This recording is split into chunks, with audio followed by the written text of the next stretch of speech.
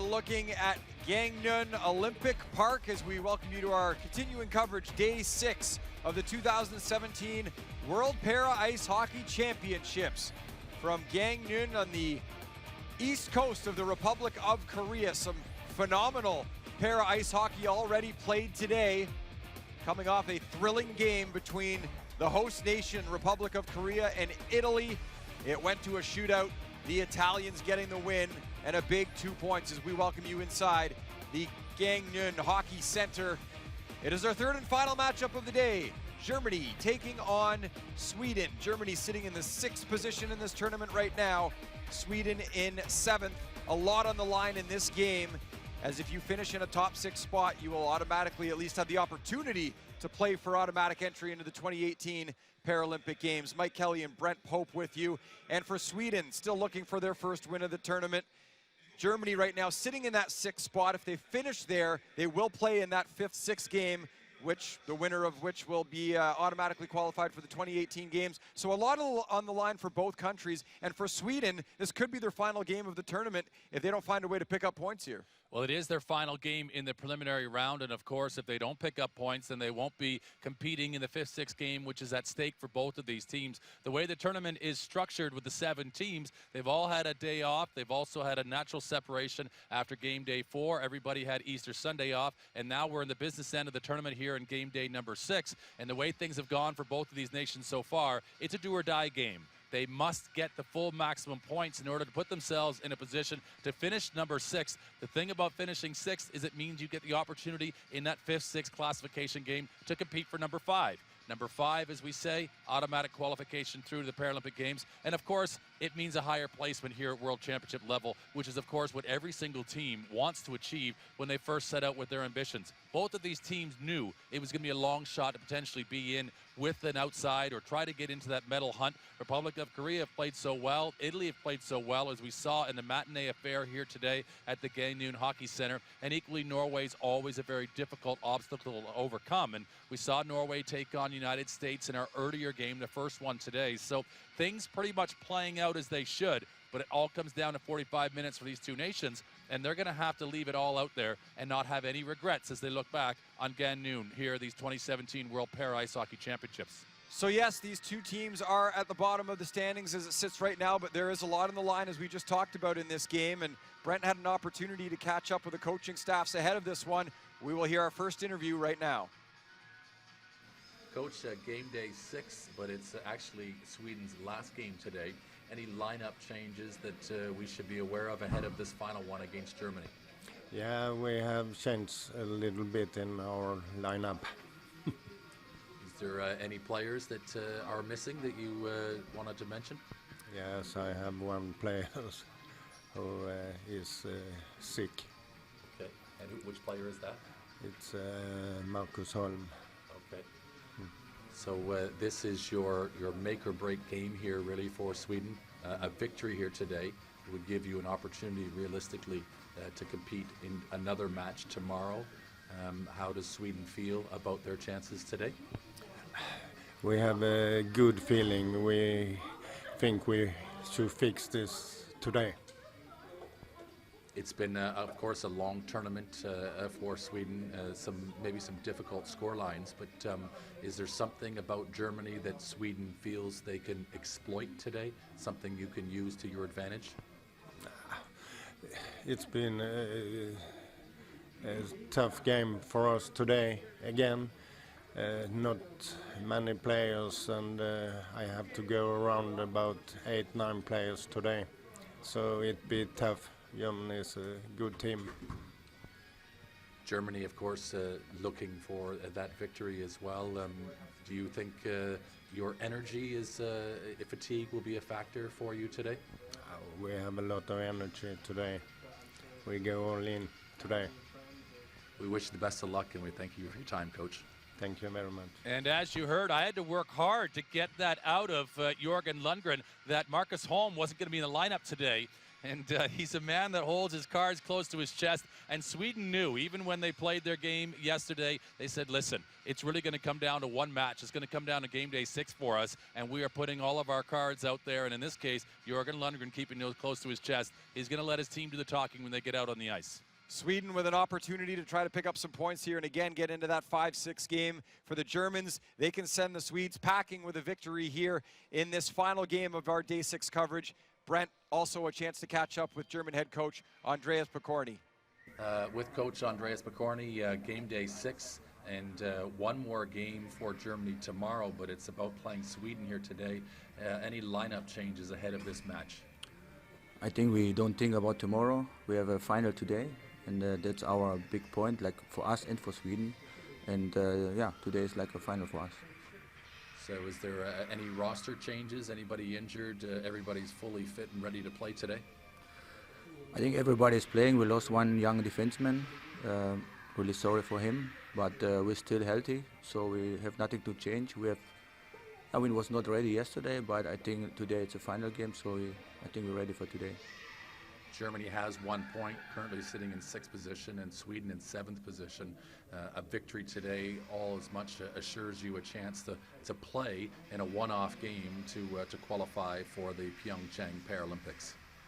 Yeah, that's still it's a chance there, but first you have to win today, and then we go to the next step.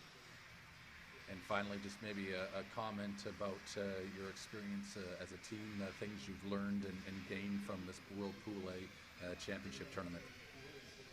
I think for us, for Germany especially, it's a very, very good experience to learn from the best teams in the world. And we have some good games. We have a little bit bad games, but our goal or the final it's just only one game, and then have to chance to go to Pyeongchang. We thank you for your time, Coach. We wish you the best of luck today. Thank you. This isn't the last game for Germany, but their game on game day 7 is against Canada. So really, in essence, it kind of is. They have to, of course, make the most of today. They know that. They've also probably circled this match on the calendar before the tournament even began. And, of course, Andreas Picorni entirely focused on making sure his team gets the best output they've been able to deliver in this tournament over the next 45 minutes, maybe more in this matchup. But they want to make sure, equally like Sweden, that they've played their best game in what might be their final, most meaningful game. Well, as you just talked about, Canada playing Germany tomorrow, so let's just go out on a limb and say the Germans don't pick up points in that game. This basically makes it a win for Sweden, and they get to play in that 5th-6th game. That's how important this final game is here on day 6.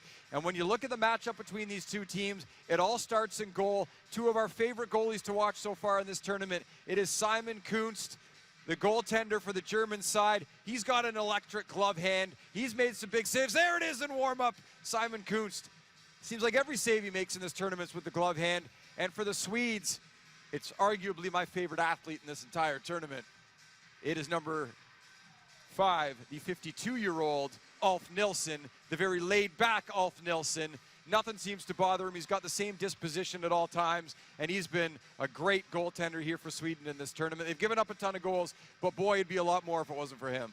Yeah, he's got the better numbers, of course, of the two keepers for Sweden, and the opportunity again to come here in the most important game in the tournament, and they're going to count on him. Ulf Nilsson's got to make big saves. He has that side-on sort of stance in goal, and he expects and tries to tempt the shooters into going to the glove. They've been able to find a little bit of a chink in his armor, have been able to go over the shoulder between the glove and his head, and of course that makes life more difficult, but never are you able to be as accurate as you want to be always as a shooter, and Ulf Nilsson will be ready with that glove hand today, and of course he's very capable and experienced goaltender. He'll be able to smother pucks, and he could be a difference maker. But our expectations got raised so quickly of Ulf Nilsson because we weren't maybe expecting the performances that we saw in those opening few games.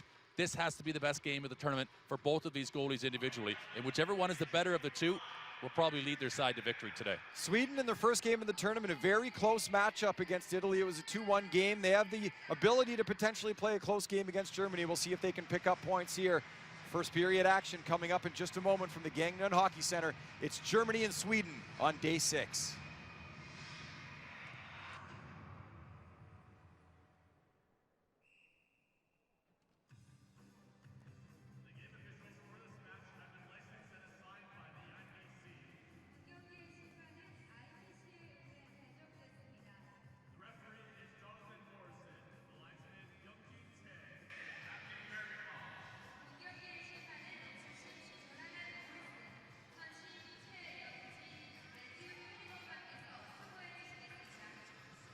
Welcome back. Our day 6 coverage continues with our third and final game of the day. It's Germany taking on Sweden.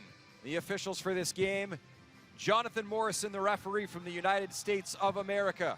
Our linesmen, Chae Young-jin from Korea and Matthew Fergenbaum from Canada.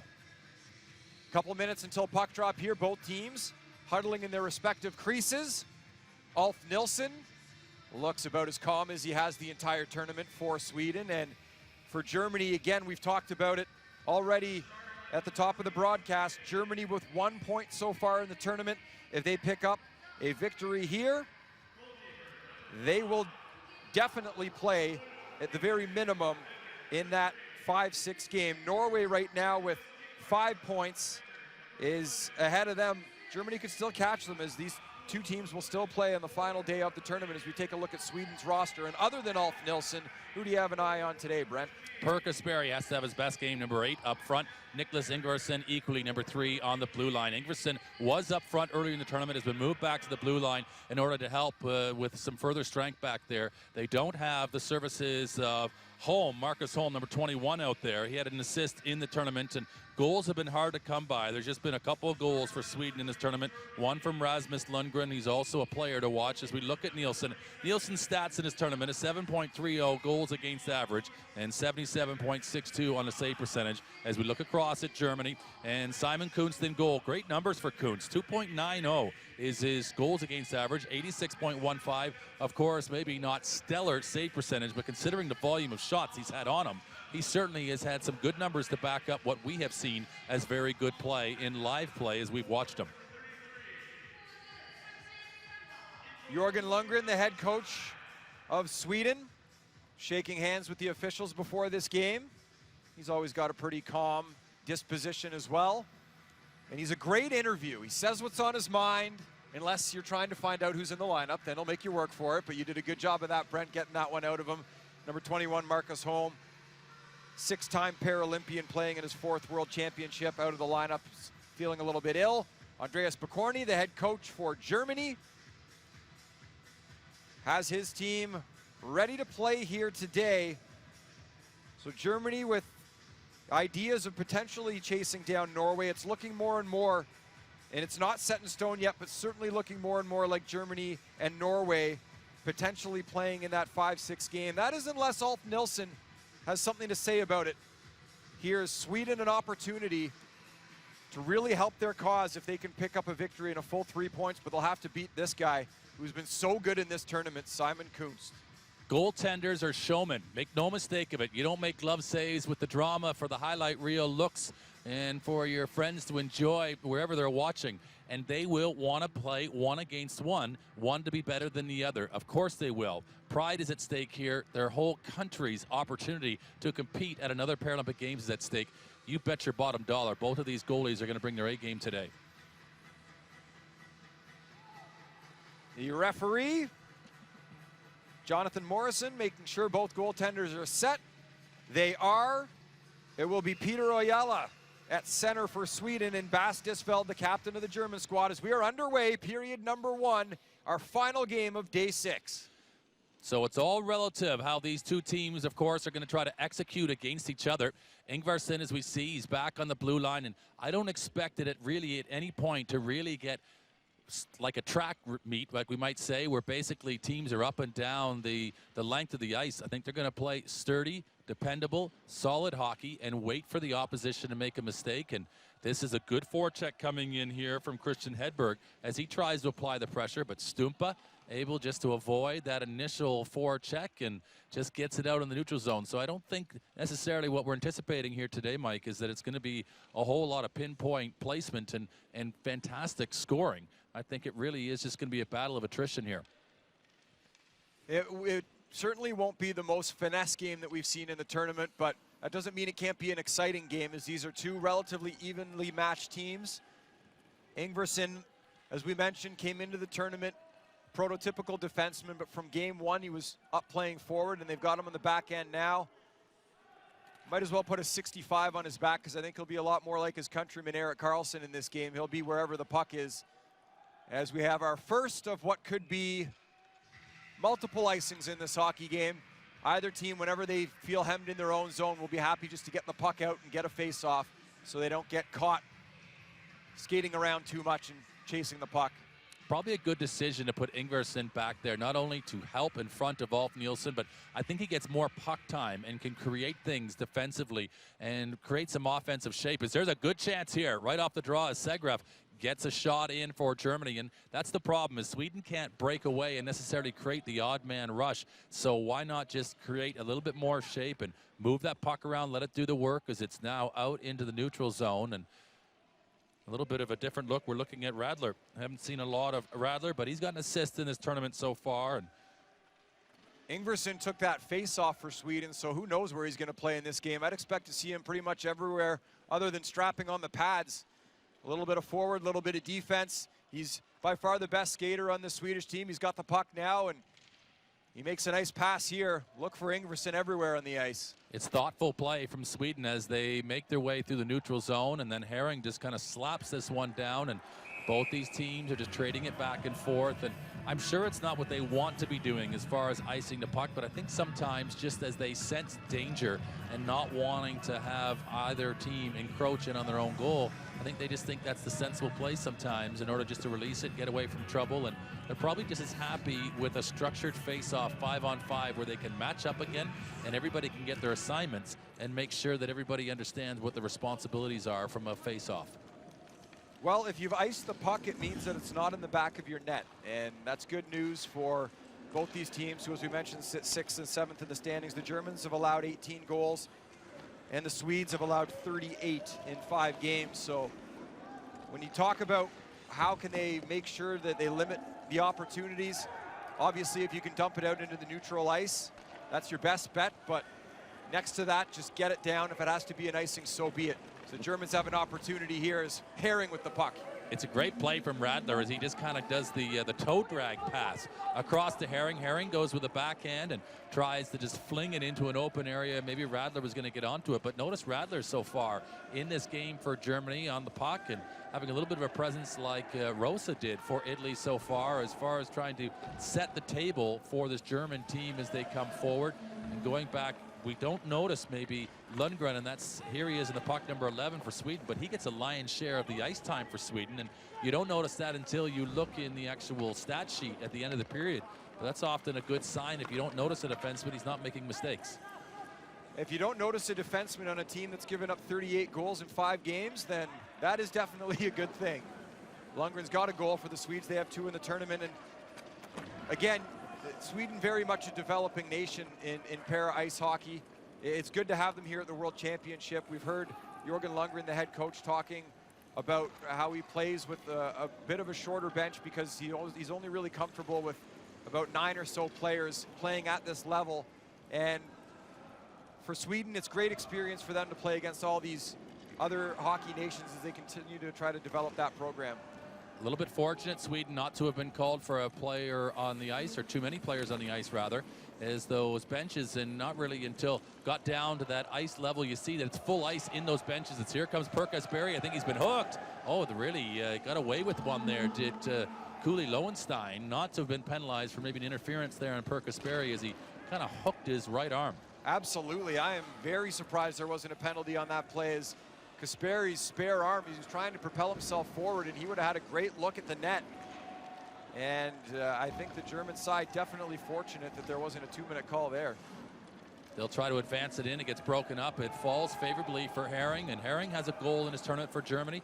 He got the equalizer that forced things through to extra time against Norway, and then Norway found a way off the stick of Odin Bakke to actually, of course, take the full 2 points from that one. And that helps separate Norway from Germany in the tournament standings. But a victory here today could make life interesting in that position. And it isn't for certain yet that then Norway is home and dry. But Vede with a good reverse there. It needs to be read by his teammate. This might be a chance for Sweden. Try to jam one. I think it's around the body of Kuntz. Not sure entirely where it is. And the referee, as you can see, he's pretty much right in the middle of it. The referee, Jonathan Morrison, as we as well are in the middle of the action here. We will pause as we're scoreless at the Gangneung Hockey Center between Germany and Sweden.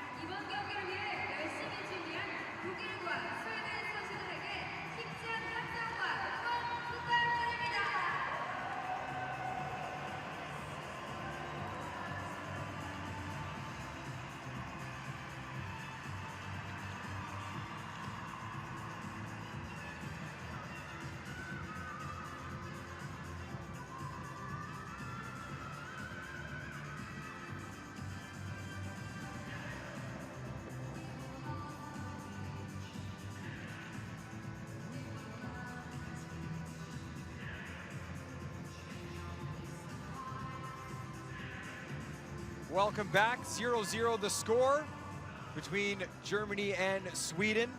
Critical game for both teams. If you're just joining us, Germany with 1 point. They sit in 6th place right now.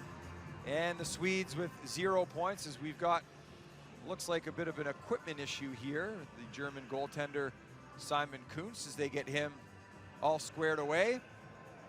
They're looking for the puck, actually. It's He's the puck smuggler. He made the save, and it's in his equipment somewhere. But where is the question? We've seen this at different levels of hockey as well. Sometimes it just pops out a play or two later, and those pads are fastened onto that sled fairly tightly. And we'll take another look here at the play that led to this puck disappearing on us. So it's underneath Kuntz right there, and it's just hanging at the side of the net. A nice play by Segref to get the puck out of there. I think it's Segref has gone and just tucked that one right in the old apple cart, and maybe they're looking for a puck that wasn't there. But nonetheless, who knows exactly what was going on there? As a whole bunch of curiosity. Segref maybe have just taken that one as into the bench area as a souvenir, but of course that wouldn't have happened. The German trainer just handing a puck to the linesman. So we're back underway here. It's a bit of an odd scenario there with 9:41 to go in the first period. It's really difficult to find a puck in the goalie's equipment when it's not there. Segref fooling everybody, stealing that puck, but it was a good thing he was where he was, as it was sitting loose behind his goaltender. Yes, the whistle had been blown, but to the benefit of Kuntz in goal, because he didn't have it secured. But nonetheless, here's Goalie Lowenstein, who got the benefit of a non-call, which maybe could have been made against him. He gets kind of taken out off the play there, but look at the speed coming in from Disveld. He just arrives on the scene in a hurry like he was the paramedics, just to get there as the first stop in the first alert team. As here comes Disveld, still carrying the mail for Germany, and where will he drop it off? Is right there at the line. It's for Stumpa. Stumpa might just fire one and get a shot in, and Ulf Nielsen has to come across the body, as is often the case, and that is never as easy as it might appear. One thing, you got to move your body across and move your arm, but then of course your whole body weight shifts in preparation for the arrival of the puck too. So when you do that and you go cross-body, you have to maintain your balance as well. And as we've touched on before in the tournament, one of the reasons why the goaltenders do this, so we got to look at the fans packed in here, is they use their blocker hand and their stick to balance themselves as well. So that's why you'll often see goaltenders in para ice hockey with the glove go across their body. It's much easier for them to make a save that way than try to use their blocker hand on those high shots. Ulf Nielsen's been great all tournament long, making glove saves of every kind of variation.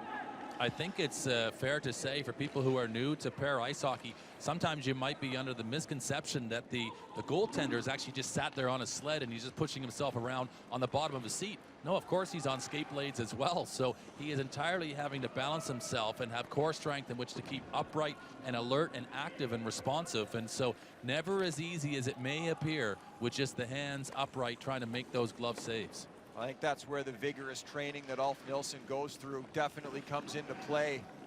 I say that kind of jokingly, only because Jörgen Lundgren said that kind of jokingly as well the first day that I interviewed him when he was talking about his goaltender. He said, you know what, he is a great athlete, but at the same time, he's very loose. He doesn't train a ton. He just has so much natural ability in that net, and he makes it look really easy for Sweden. He makes another save as we're inside of 8 minutes as we move towards the halfway point of this first period. There hasn't really been a goal-scoring opportunity as yet. Here's a little bit of a ricochet and a change of direction en route towards goal, and it might be one of those plays that ends up falling favorably for one of these teams here today. Both teams keeping cool, but they were anything but cool in the hallway as I was down there prior to the game with the interviews, and you can just sense that, of course, these nations understand the importance of this one. And although it isn't necessarily as fast and as up and down the ice with missed opportunities and the rest, every player knows on that ice that one mistake could be the difference. And Kasperi again there, furious at the officials, as it was once again Goalie Lowenstein holding him. And that, you see Per Kasperi, number 8, on the ice. As he's skating over to the official right now, he's got his hands up and he's saying, how are you not calling this? This happened again. The official saying, I don't know, he tugged at his jersey, so whatever indication that was. But here's the play by Kasperi. And there's Goalie Lowenstein just giving him the chicken wing, just holding his arm in tight against his body to limit the amount of speed Kasperi can have on the ice. That's twice now. And at least from the Swedish side of things, they're not happy that 33 in white is getting away with these plays. Well, he has him in the old-fashioned Texas armbar there, and I'm just not sure what it's going to take potentially for Per Kasperi to pull a call from the referee, particularly against Goalie Lowenstein. He doesn't particularly care who it comes against, but right now he's just gone circled around the wagon. He tries to bank it off. There's trouble in front, as you've got an extra opportunity from Hedberg, and this a couple of times now. That might be how they have to manufacture a goal, Sweden, the way they've been able to bank it and try to jam it in on the short side. Well, great puck possession skills here from Kasperi as he finally manages to get away from a German defender that isn't holding on to him, and he centers the puck. A couple whacks at it in front of the net there from Christian Hedberg, the 35-year-old, one of the more improved players on this Swedish team, as they'll look to continue to develop talent for future tournaments. He's a guy that's come a long way for them, and he almost had the opening goal in this game. Interesting having a closer look there at Simon Kuntz's equipment, and you want to make sure that that pad as he lays down is going to stay flat to the ice and nothing is going to get underneath it. And you see how it's just kind of rotated there. There's a big shot coming from the blue line. That off the stick there of Rasmus Lundgren, and he's one, as we talked about, kind of the quiet worker on this blue line that holds things together. And as we say as well, with a goal in this tournament, and there's just the two to come by for Sweden, so that big shot, not a bad idea from range, and this now maybe a chance for Sweden to come to the middle and get to it, but Germany equally just as alert and ready to activate, as now just turning the corner here. Vede goes wide to Pabst, and Pabst can't quite handle it, and they'll all have to circle the wagons back and give a little bit of room for Sweden to recharge and return the favor. Vede tries to muscle it out with a one-handed backhand, and it doesn't quite work. Herring always seems ready and coiled to fire a puck from any position, as this one will be blocked and just fed out here by Segref into an area for Goalie Lowenstein. And Goalie Lowenstein had the Player of the Game award last time, and although he didn't get a goal, he certainly is an all-action player, isn't he? He's already attracted our attention a couple times, maybe for the couple non-calls against the Renhack. We haven't seen a lot of Renhack. Whoa, does he fire one there? As Alt Nielsen, I'm not sure that he made the save with the glove, but he got enough of it to kick it up over, and what a save there by Nielsen. Not to be underestimated, just how difficult that actually was as he was starting to pull away from the post. A couple of great stops by Nilsson, and what a hot shot that was as he gets in front of it. The 52-year-old makes a great save. We'll take a quick break here. 5:21 to go in the first period. We're all scoreless. Fans, in consideration of other patrons, please remain seated and do not walk down the stairs during the game until there's a stoppage in play. 관중 여러분께서는 경기에 방해가 되지 않도록 경기 도중에 일어서거나 나가지 마시고 좌석에 착석해 주시기 바랍니다.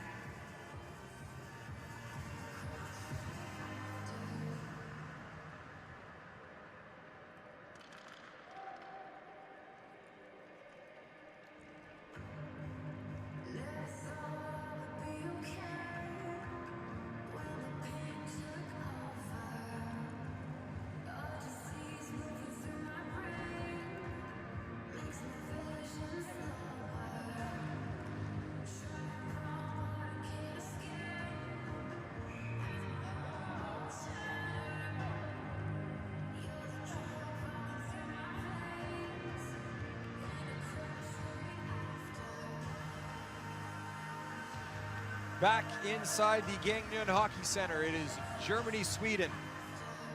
5:21 to go in the first period. An offensive zone face-off here for the Germans. Frank Renhack will take it against Niklas Ingvarsson, who is playing defense. He's playing center. He's playing just about everywhere for this Swedish team. He's their best skater, and they'll need him to be engaged in this game to try to create some offense. As Per Kasperi and Ingvarsson, two of the elite players here, go after the puck for Sweden. Ingvarsson drops it to Per Kasperi, and from here they've got a little bit of room to look at things from the outside. That's a short angled shot out front. Another good idea from Ingvarsson, the backhand, and just patty-whacked away though like a pinball machine, as Stumpa able just to make sure that anything low on the ice just gets windshield wipered up, and Just go back to that moment ago when Renhack got that shot. I mean, Renhack, we hadn't really noticed in this opening period a whole lot as yet, but what an explosive delivery and on goal. I think Ulf Nielsen equally surprised as Renhack's a little bit of a power pack as the pocket dynamo comes out and really almost flirts with opening scoring in this game. But Sweden need to come with some speed, and Perkasberg is their best option. But lugging the mail right now is Lundgren across this line. He's still riding the wave. And they try to get it in on Kuntz, but again, that collapsing defense from Germany is ever present. And in that slot area, Perkasberg may have just got around the corner here.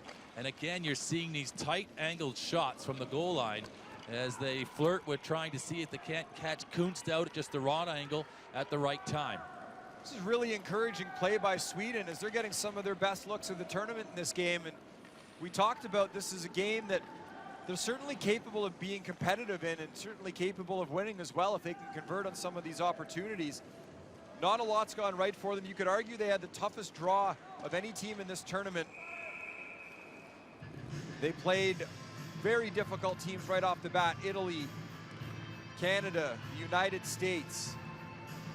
And they don't get their day off. Every team gets one day off. Every team in the tournament was off after the fourth day for a scheduled day off on Sunday, and then beyond that, every team gets a random day off throughout the tournament. Sweden doesn't get theirs until tomorrow, the last day of the tournament, which if they lose here, they'll be eliminated anyways. So you could definitely make the case that Sweden had the toughest draw of anybody coming into this tournament, but what a great finish this could be for them if they can find a way to get a goal or two and beat a German team that's not so bad either. It'd be an exciting way to finish. Of course it would, you know, depending on what their schedule is. I think probably their flights are fixed, that they would be here for the full duration of the tournament, not knowing, of course, how things were going to go. But then if they don't carry on and get a result here today, then they wait around tomorrow and then wait around for the final day. And that would probably put a little bit of an extra sour note on things for Sweden. So wouldn't they love to be able to here to pull a rabbit out of the hat in their final game of competition, as you say, with probably the most difficult schedule in the group for any team. And that's the way it goes when you're qualifying and coming up from Pool B into Pool A. You have the difficult journey. Nothing is made easy for you to try to get up a ranking or two at World Championship level. That's what it's all about. The top teams get the preferential schedule, and they get the bye day, as it was United States in the first day.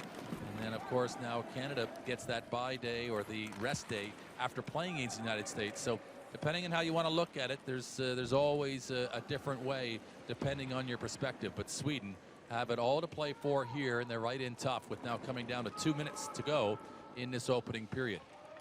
And they will just try to control things. Ingvarsson has had more puck time than we've seen him in any of the more recent games for Sweden, and that is an inaccurate pass that's just gone behind his intended recipient, and that was, of course, Nicholas Rakos. And the icing call now back in Sweden's end zone, and good to see both of these goaltenders as we look at Kuntz, as he's made a couple of these tight saves, back at their performing best, as we really noticed them, particularly early in the tournament. As you see a big hit there from Vede as he lowers the boom on the Swedish breakout. Well, it's interesting as well with Sweden. You talk about them coming up from Pool B. Another team that came up from Pool B is the Republic of Korea, and they're sitting in third place in this tournament, the host nation with 10 points, only trailing the United States and Canada. So it just gives you some perspective on what an unbelievable tournament this has been for the host nation here, as Sweden's just battling to get goals and get a point, get a win. And you see the Republic of Korea, they're going to be battling for a medal, and they could potentially be battling for a gold medal.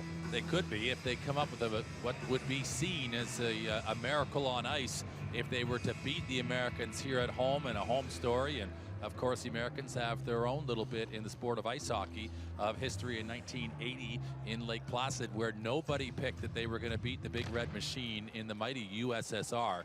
They were able to do that in the semifinals, and then, of course, take care of business in what was ultimately the gold medal match against these very strong Finnish teams. So interesting how, in fact, these David Goliath stories do develop in sport, and who knows if, in fact, the Republic of Korea could be involved with one tomorrow, as this is Sweden inside the offensive zone. And from there's a good shot from Lundgren And I'm not sure Kuntz was entirely ready for it, but he got it off anyhow, did Lundgren, as we are now just awaiting this final minute of action in this first period.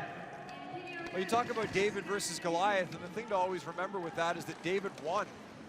And when you look at the Republic of Korea, they had a very tight game against the Canadians. So it was a 2-0 game.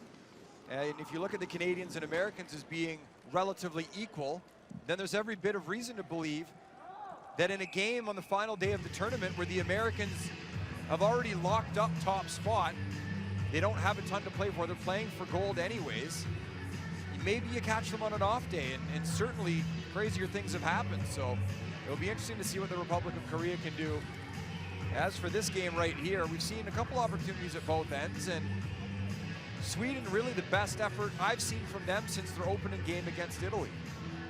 And it's an opportunity, of course, against a nation that's more their peer, of course, and in the way they're performing at the moment. But there was the discussion before this tournament began that Sweden may be in on the outside looking in at a medal prospect. So, you know, it all comes down to performance on the day. And as you rightly say, what could happen tomorrow, Republic of Korea against, as they try to come out here, Sweden might have something. It's a wide open chance and they score. And how about that one? As it is Robert Meng who has found a way. And Robert Meng, if we called that name in his tournament, I don't believe that we have. I can't remember calling it, but we're calling it now as Sweden are up inside of the last minute of play in the first period. 15 seconds remain, and boy, have they scored a big one. Great puck movement behind the net here, as it's Peter Oyala getting the puck over to Nicholas Rakos, and then Robin Meng in his first World Championship, 26 years old. You see the celebration by the Swedes as Robin Meng is your goal scorer. They were so thrilled. You'd think they won the hockey game. Alf Nilsson's up at the blue line. He's giving fist bumps to these players. It's just their third goal in the tournament. We talk about them being a country that's really just developing in para ice hockey and just trying to get better, trying to have more competitive games at this A level. And a huge opening goal from the Swedes. They take a 1-0 lead, and again, there is a lot on the line in this game. As Meng has a wide open net, Kuntz has turned around, he can't get back over. And how about that, Sweden with the late goal, 1-0. Wow, Robin Meng with a how do you like me now goal as he's perched and poised right there on the edge of the blue paint. And he just polishes off the duties there. He finishes up his plate. He had what was a gorgeous opportunity in which to cash in the first goal, and he didn't think twice of it. As you say, Kuntz was caught up on the far side. I don't know if he was necessarily locked up with his own defender and just overcommitted on that far side, and then it comes out on the short side. And Robin Meng puts his first goal on the board, as you say, in these first World Championships, 26-year-old. And what a moment here that could be, in fact, difference-making in this tournament. Well, we are through one period of play. The late goal from Sweden, a 26-year-old Robin Meng getting them on the board. And the Swedes will take a 1-0 lead into the dressing room. A lot of time still for Germany to sort things out. They did have a couple good looks on goal, but Alf Nilsson looked like his usual self. Strong in goal for Sweden. They lead by 1. When we come back, we will have highlights and more in our first intermission report. Stick around.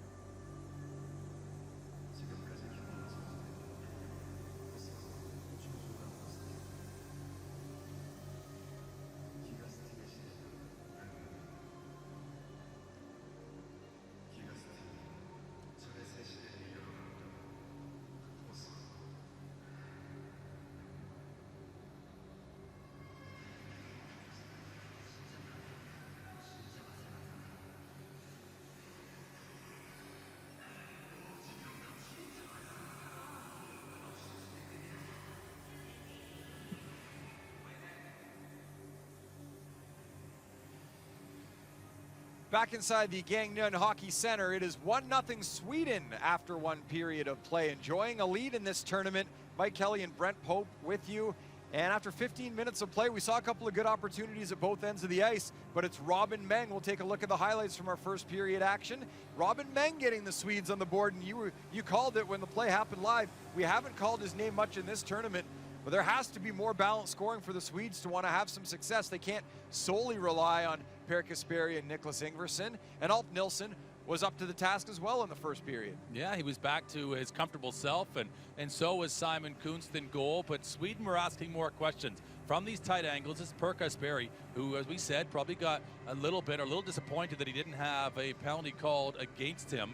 Not necessarily against him, but as he was handling the puck, the players that were trying to impede him in his progress in that period. So remembering back, they were just working well in and around that net area and asking questions on both sides. That one just ended up coming back quickly, and what a great play. It just developed so quickly, and actually, I'm not sure if that's a set play there, but it's just fantastic service across to Holm, and my goodness, what a play that was. Sorry, Rakos, as he gets the puck there, number 20, and Holm not in the lineup today. Rakos gets it out to Robin Meng, and I can't remember mentioning Robin Meng in this tournament as far as the opportunity, and I guess that's the secret. When in doubt, get it to Robin Meng right in front of the net with a wide open goal, and he's going to put it in the back of the net for you for Sweden.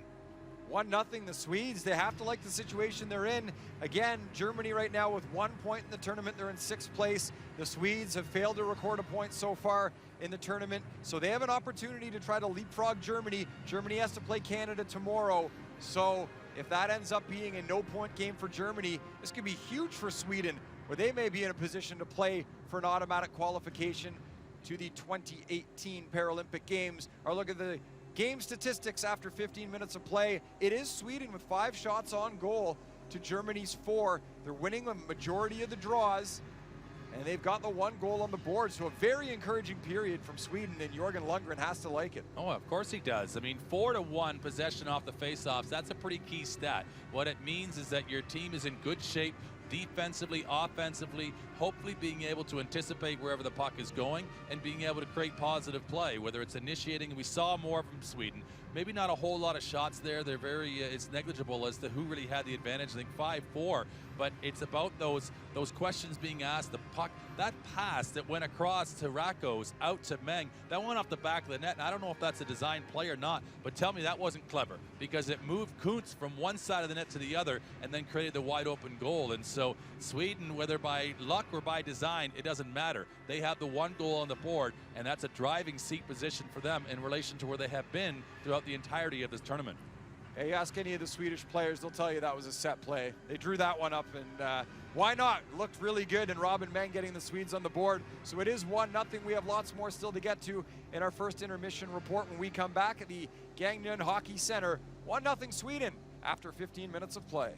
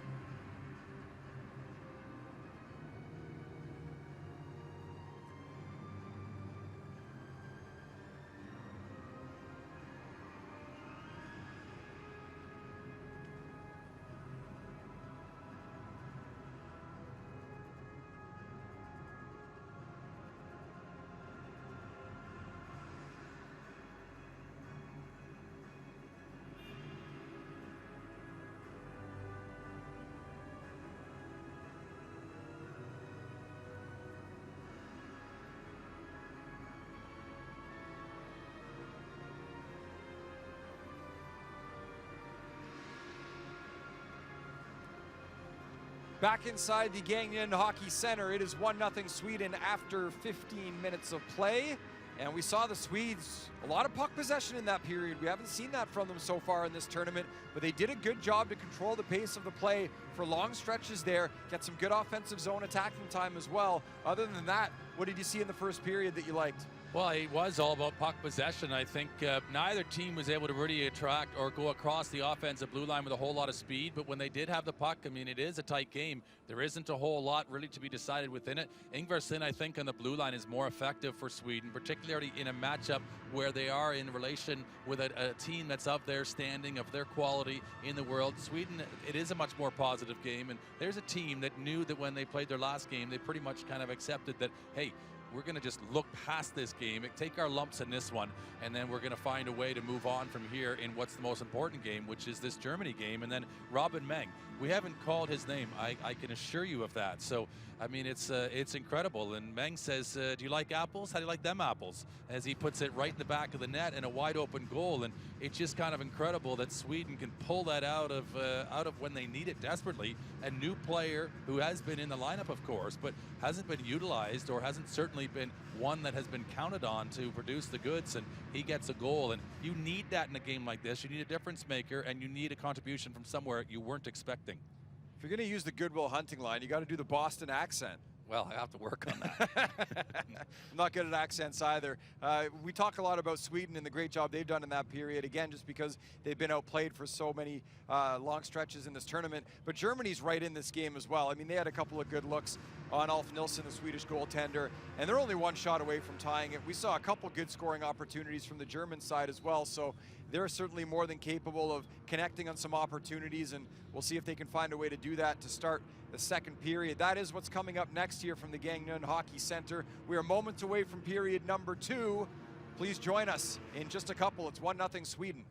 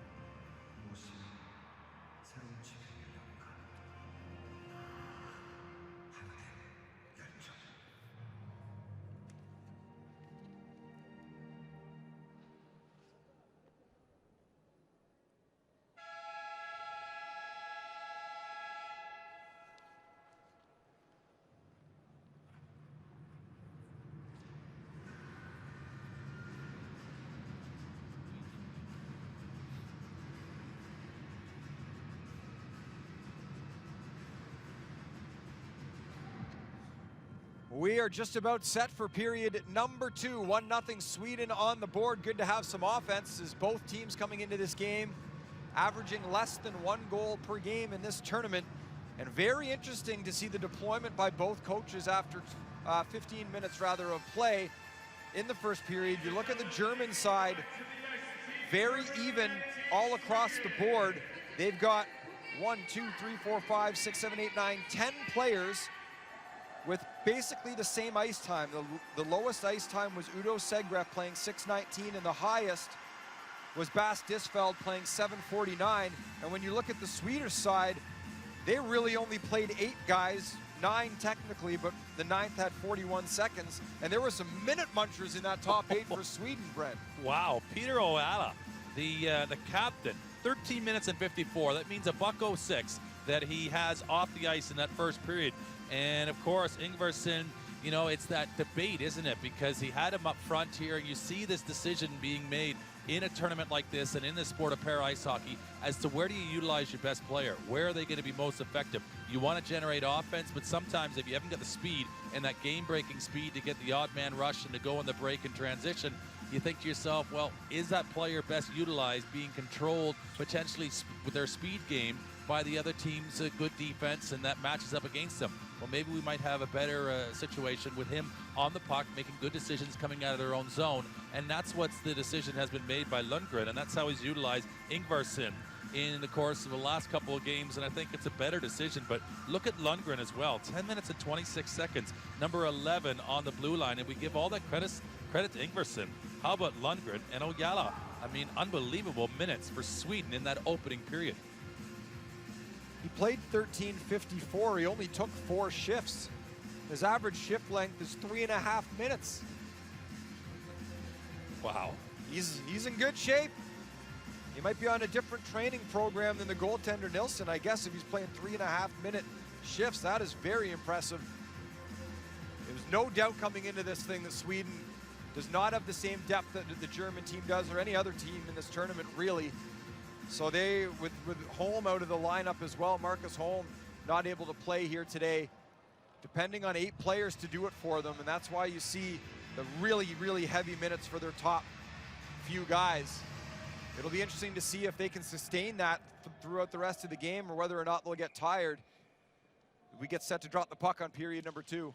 Well, I can guarantee you that that goal from Sweden and being in the lead in the first time in the tournament, that will certainly give them a little bit of extra energy for sure. But as we're all human, you can only go so far. As there's a play out front, and Germany are threatening right away, and they're going to have to be smart and pay attention to detail here, Sweden. As Vede out front trying to get it to Disfeld.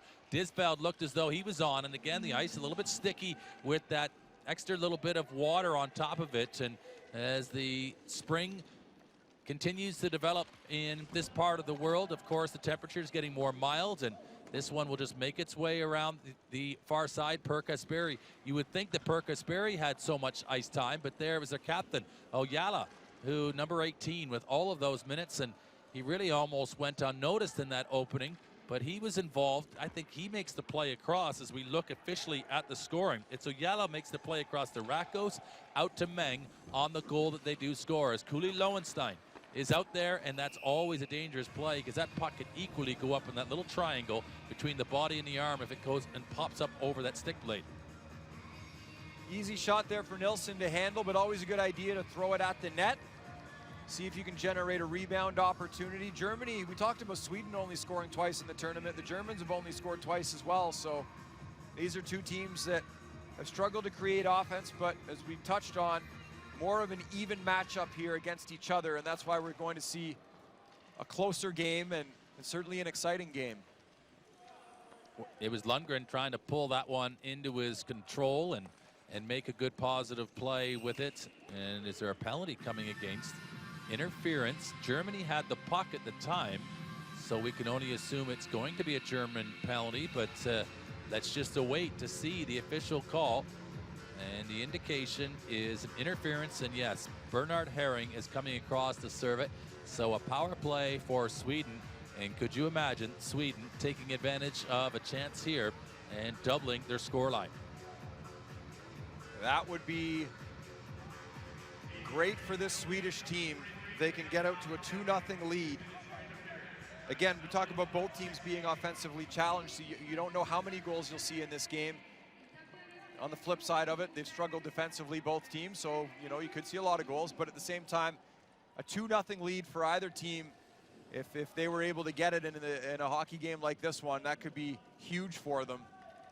Sweden with the 5-on-4 here, and we'll see if they can get set up in the offensive zone.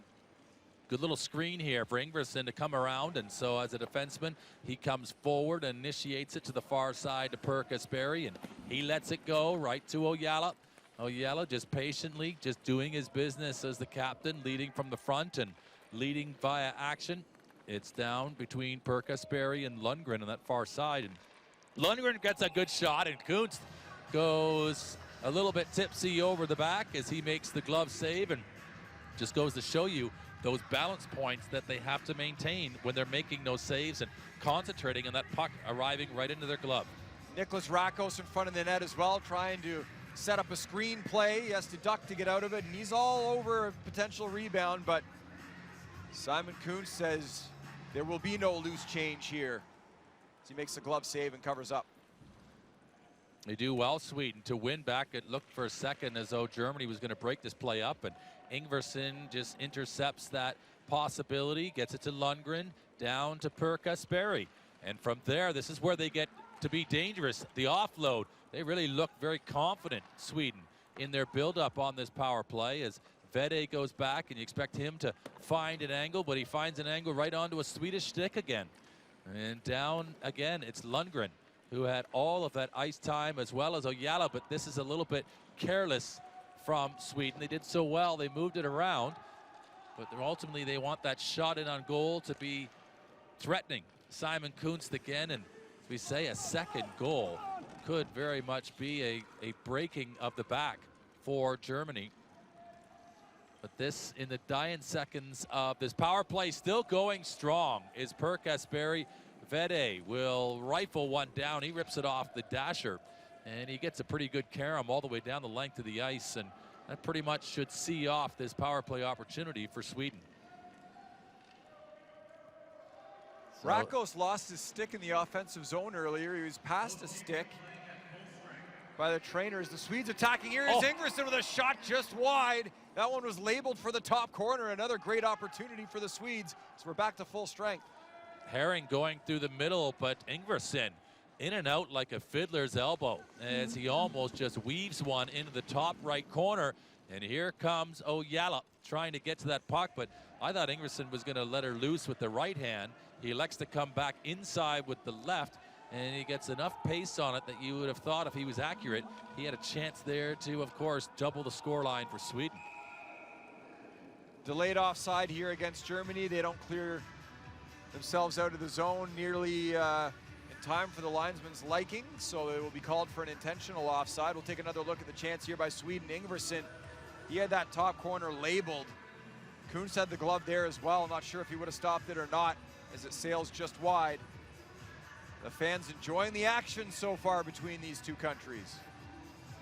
They are great spectators, and of course always very enthusiastic, and these spectators locally here supporting Sweden and Germany equally the same. They've done a great job of the tournament, making sure that each of the teams that are playing have in fact their flags represented in the foyer as the fans come in, and they are just enthusiasts of sport and of course hosting the world's attention of World Para Ice Hockey at the moment. And it's a pleasure to watch just how friendly and how hospitable the Koreans have been all week long, as Herring now will just receive this long sent pass, and Nielsen, I think he had eyes on it and he was fine, but he makes it look a little bit more dangerous than hopefully he would have wanted, as it is now a lofted play where in fact Lundgren will just say, well, we'll just have it out the neutral zone and see what we can do with it from there.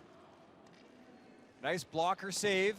Fans applauding that effort from Nilsson, but it just goes to show you that shots from pretty much anywhere can be dangerous. You never know which way you'll catch a goaltender leaning. Nilsson does make the save, but didn't make it look particularly easy. We have seen goals that come in from the neutral zone and fired. We saw an Adam Page shot from USA, and you know, it was a difficult one, and I'm trying to remember just who he tied up on the play, whether it was Nielsen, but it was a low, hard shot that just was too much to handle, and he found a way through, and you'll see that. We've seen lob shots that go into, so it's always a good play, and when you don't particularly get a lot of shots in the sport of para ice hockey, every which one can count. That's absolutely the case in a game like this. As here's an opportunity, Kasperi chasing after it, trying to angle his man off the puck, can't do it. And Frank Renhack, get the puck in for the Germans, who make a line change. I think Renhack may have one of the best hockey names in the tournament so far, but here now is a chance for Rakos, who is going to get onto it first. For a second, it looked as though he was going to take that towards the goal, but what he's done is he's forced Germany to have to defend against them, and that was a play that potentially could have got to the backside to Peter Oyala, who, of course, never leaves the ice. As now it's Goalie Lowenstein, and every time he's on the ice, you notice him, is he's got that great hockey flow, and the pass here is behind the intended target in front of Baz Disveld. And here again, Oyala, he's got the oxygen tank on between the 1 and the 8 on the back of his jersey. No doubt about it. Sweden having to rely heavily on their top players, and so far so good for the Tre Kronor. And Ingvarsson, as we say, back in that blue line position, who, you know, it's plays like this, while it might not be the most productive coming out of the zone, it's a breakup like that where for a second now they're going to have to really work. And what they've been able to do, Sweden, is they've won the puck back here. And Ingvarsson being on the blue line has given them that presence to be able to come out of their own zone, hopefully, but they've now been just handcuffed. Now Ingvarsson again is going to play one-on-one against Disveld, the puck carrier. And what they've been able to do here is just manage a passage of play simply through Ingvarsson's presence defensively. And if they can get it out of the zone and just keep managing against Germany, then that's where he's been more effective on a shift rather than just waiting for service up in the offensive zone and it never comes. As they do come out of the zone, and so that's an example there from Sweden as there's a penalty coming, and it's going to be Germany, I believe, who take it, although the player does fall down in the process.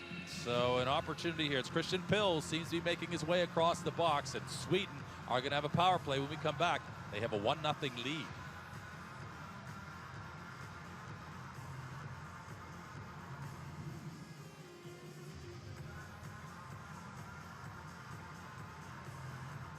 Team Germany penalty. Number 83, Christian Pilz. 2 minutes for interference. Time of penalty, 7:16. 독일팀 83번 크리스티안 펄츠, 인터ference 페널티로 이 공간 퇴장, 페널티 시간 7분 16초.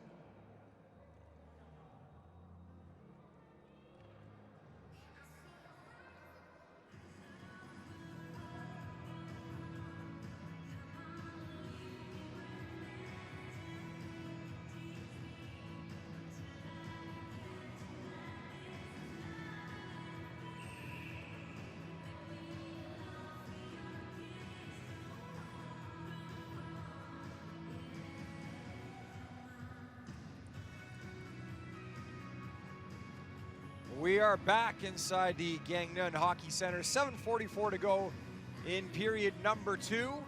And the Swedes are off to a power play. They've already had one power play opportunity in this period, and a chance for another to try to find that second goal of the game with Christian Pills in the box. And what an opportunity it is, because Sweden, of course, as you see, with the lead already, and they score a second one, this could be goodnight Irene. As there is, we say, goals are hard to come by for both of these teams, and 2 could be enough today to get the job done. So a shot there, it's off the bar. How about that from the outside range? And you don't expect it, and it comes as quick as you can blink an eye. What a rocket from Lundgren. Well, Lundgren's already got a goal in this tournament. It was off a face-off win on the right side of the ice where he shot it from the top of the circle, so we know he has a good shot. And the fans oohing and awing here as he puts that one off the bar. And it is a great shot. That's a little bit of a change of direction. Have they found the short side for Kuntz, who looks a little bit uncomfortable trying to get across that goal mouth area. And Sweden have asked a lot of questions of Simon Kuntz, moving post to post and getting him turned around in that German goal. Really nice play there by Frank Renhack to go left to right, switch hands. It allows him to find an open lane to clear the zone, which he does, and after it is Ingvarsson, who's got speed through the neutral zone.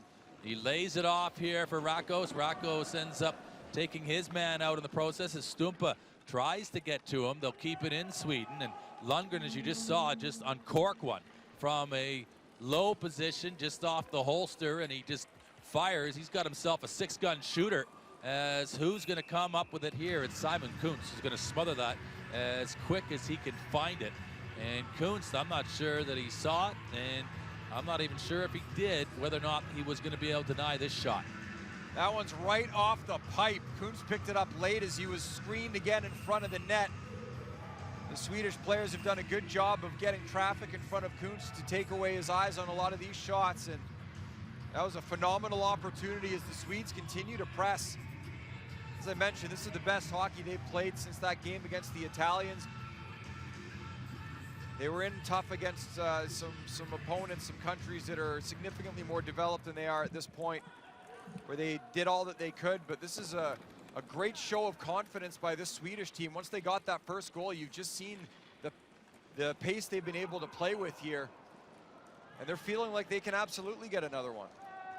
But of course, they're just one mistake away from allowing a leveling goal, and then Vede goes the whole length of the ice and comes up with nothing there, and that's a difficult play.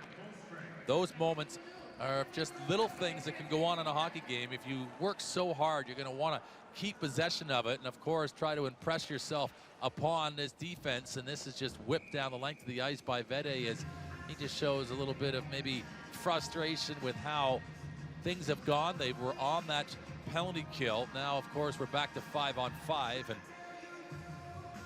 might have thought they were still killing a penalty as he whips it down ice. Pretty decent collision there just inside the German zone. 1-0 is the score with 5 minutes and 30 seconds to go. Swedes feeling pretty good about themselves right now. a little bit late arriving to the draw is Hedberg, so he gets removed. In comes Robin Meng. Robin Meng is the second time we've called that name today, and he is the lone goal scorer in this hockey game. And Meng, as we say, will look at his actual playing time in that first period, 7 minutes and 9 seconds. And my apologies that, of course, we fixate on the players most likely to be getting the puck in the puck time, but there is a look at their number 6, and of course that is Peter Nilsson. He got 8 minutes and 54 seconds. So quietly they go about their work, don't they, the Swedish team? And although they are short-staffed, they find a way to be productive and effective, and they've done that so far in this hockey game. Well, defenseman Rasmus Isaacson, number 4, played 41 seconds in the first period. So if we just take him out of the equation, then it is Meng, who was next lowest on the ice time counter, 7 minutes and 9 seconds, yet he's the goal scorer. So we talked about how Kasperi and Ingvarsson, two guys so heavily relied on to produce offense for this team. Lundgren as well, who stepped up in this tournament. But they get it from a guy who didn't play a ton compared to everybody else. And here's a chance. The German squad, that puck sails just wide of the net. A good opportunity from Jörg Vede. Not a bad idea at all, because Ulf Nielsen has been quiet for a while. Things have gone a little bit cold in that end as Germany have done the lion's share of defending in this period. And Ulf Nielsen, as he just hangs out there on his left post, you never know whether or not you've just caught him just potentially having a little bit of shut-eye as he prepares for these moments of defense in front of him. But now he's, of course, now ready to face off to his right, as he has been the less active of the two goaltenders in this particular matchup. And Kunst as well takes that active position of a little bit of rest against the post at the opposite end. And this one comes in on Nielsen right off the draw, and never easy when you're not active to make sure that you're clean when called upon. Set play there by the Germans off the faceoff to get a quick shot on goal, but Nilsson up to the task. 4:26 to go in the second. It's Sweden with a 1-0 lead.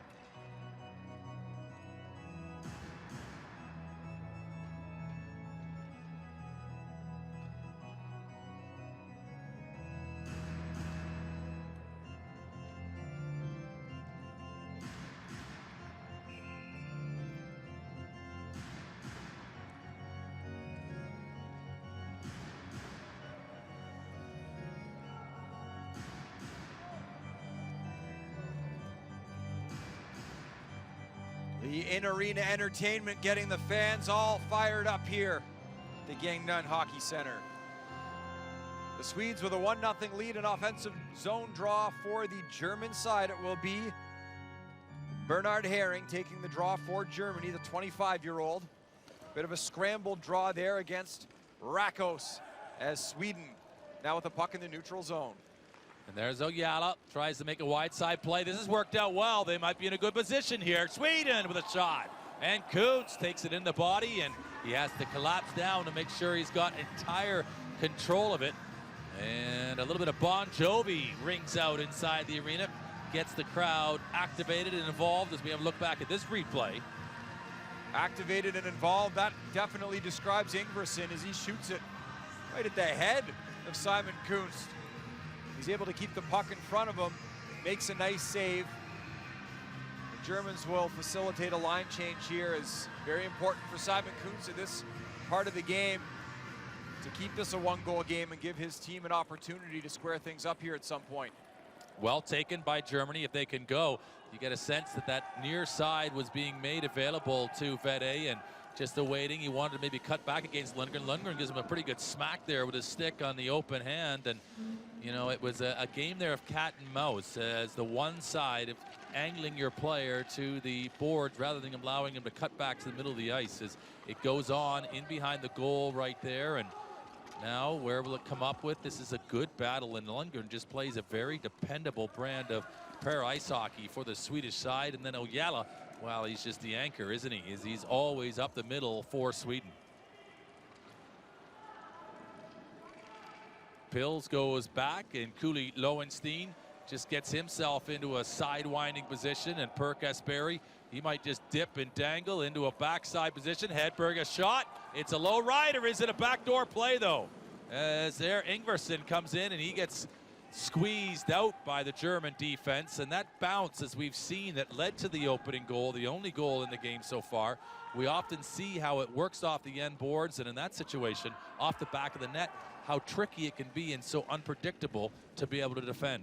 Well, just another reason why it's always such a great idea to throw pucks on goal in this tournament. And you just mentioned what can happen even if it misses the net and take a bit of a crazy bounce, get a goaltender out of position perhaps where you can pick up the puck on the other side and try to funnel it into the net.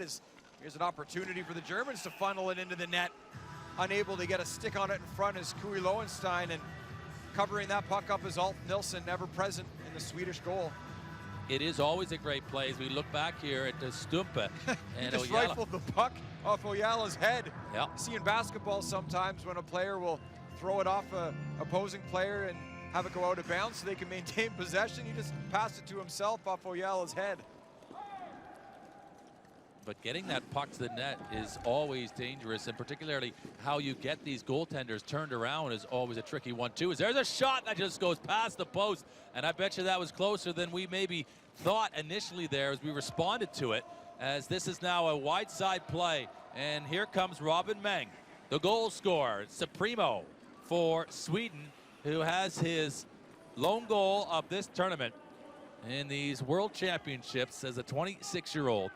And he may have one of the biggest, as it gives them an opportunity with a victory today to be able to vie for one last gasp at an automatic passage through, or if they're able to be successful, an automatic qualification through, rather, to these games in Pyeongchang. And Pyeongchang, of course, the main city recognized for hosting these games, but we're in Gangneung, a smaller twin city on the east coast of the Republic of Korea. And this is where the para ice hockey event will be taking place.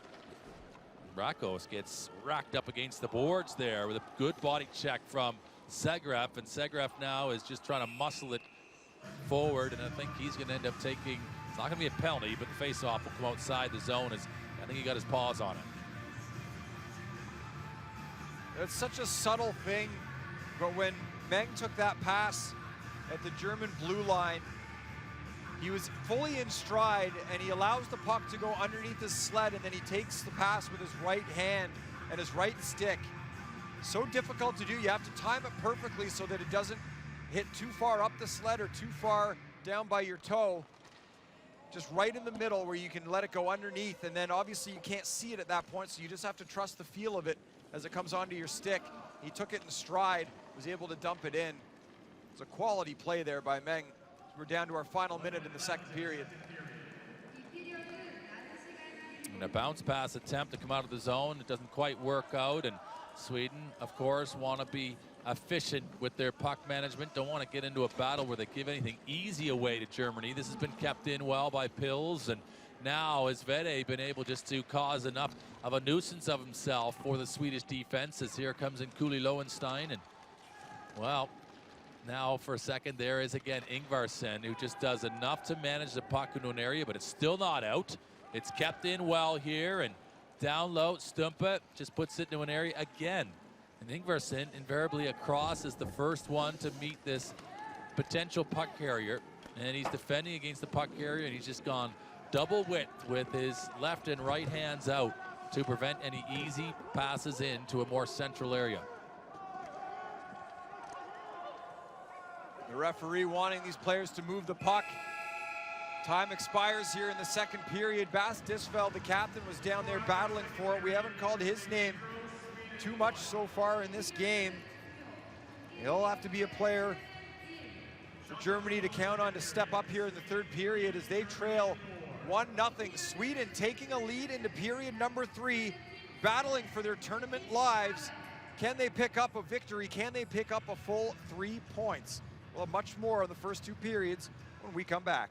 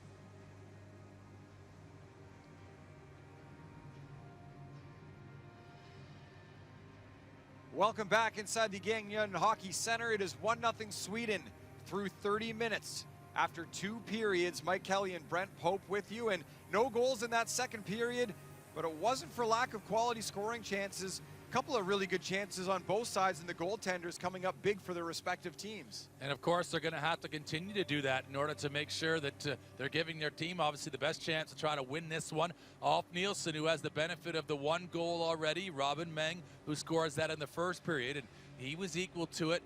Really, as we look back at some of these little shots here that are low to the ice that he's got to be clean on to make sure he manages, didn't necessarily get overly tested with a whole lot of high traffic, but this was a good shot. That was the Lundgren shot, and what a beauty it was. That was on the power play, and he just uncorks one that goes off the crossbar, and really Simon Kuntz was quite fortunate not to have been breached for a second goal for Germany. This one again, as we see this, that was a long play, and Alf Nielsen makes a little bit of a meal of that one, and it looked more difficult than potentially I think that Nielsen actually had probably lined up. It's just he had to time when he was going to make that save, but Kunst a couple of times there with those elevated shots, and we look back at that one again off the crossbar, and it was that close. And right now, Germany can ill afford any more mistakes. The second goal, I think, would pretty much see them done offensively, or not offensively so much, but in real pursuit of getting the full maximum 3 points here today. And that seems like a strong statement to make, but the offensive output from both of these teams over the tournament so far, if history is anything to go by, they don't produce a lot. And so a second goal could pretty much seal the deal here tonight. Well, the shots in the first period were 5-4 in favor of Sweden. What were they in the second period, you ask? Well, they're all even now at 8, so 3 shots in the period for Sweden, 4 for Germany.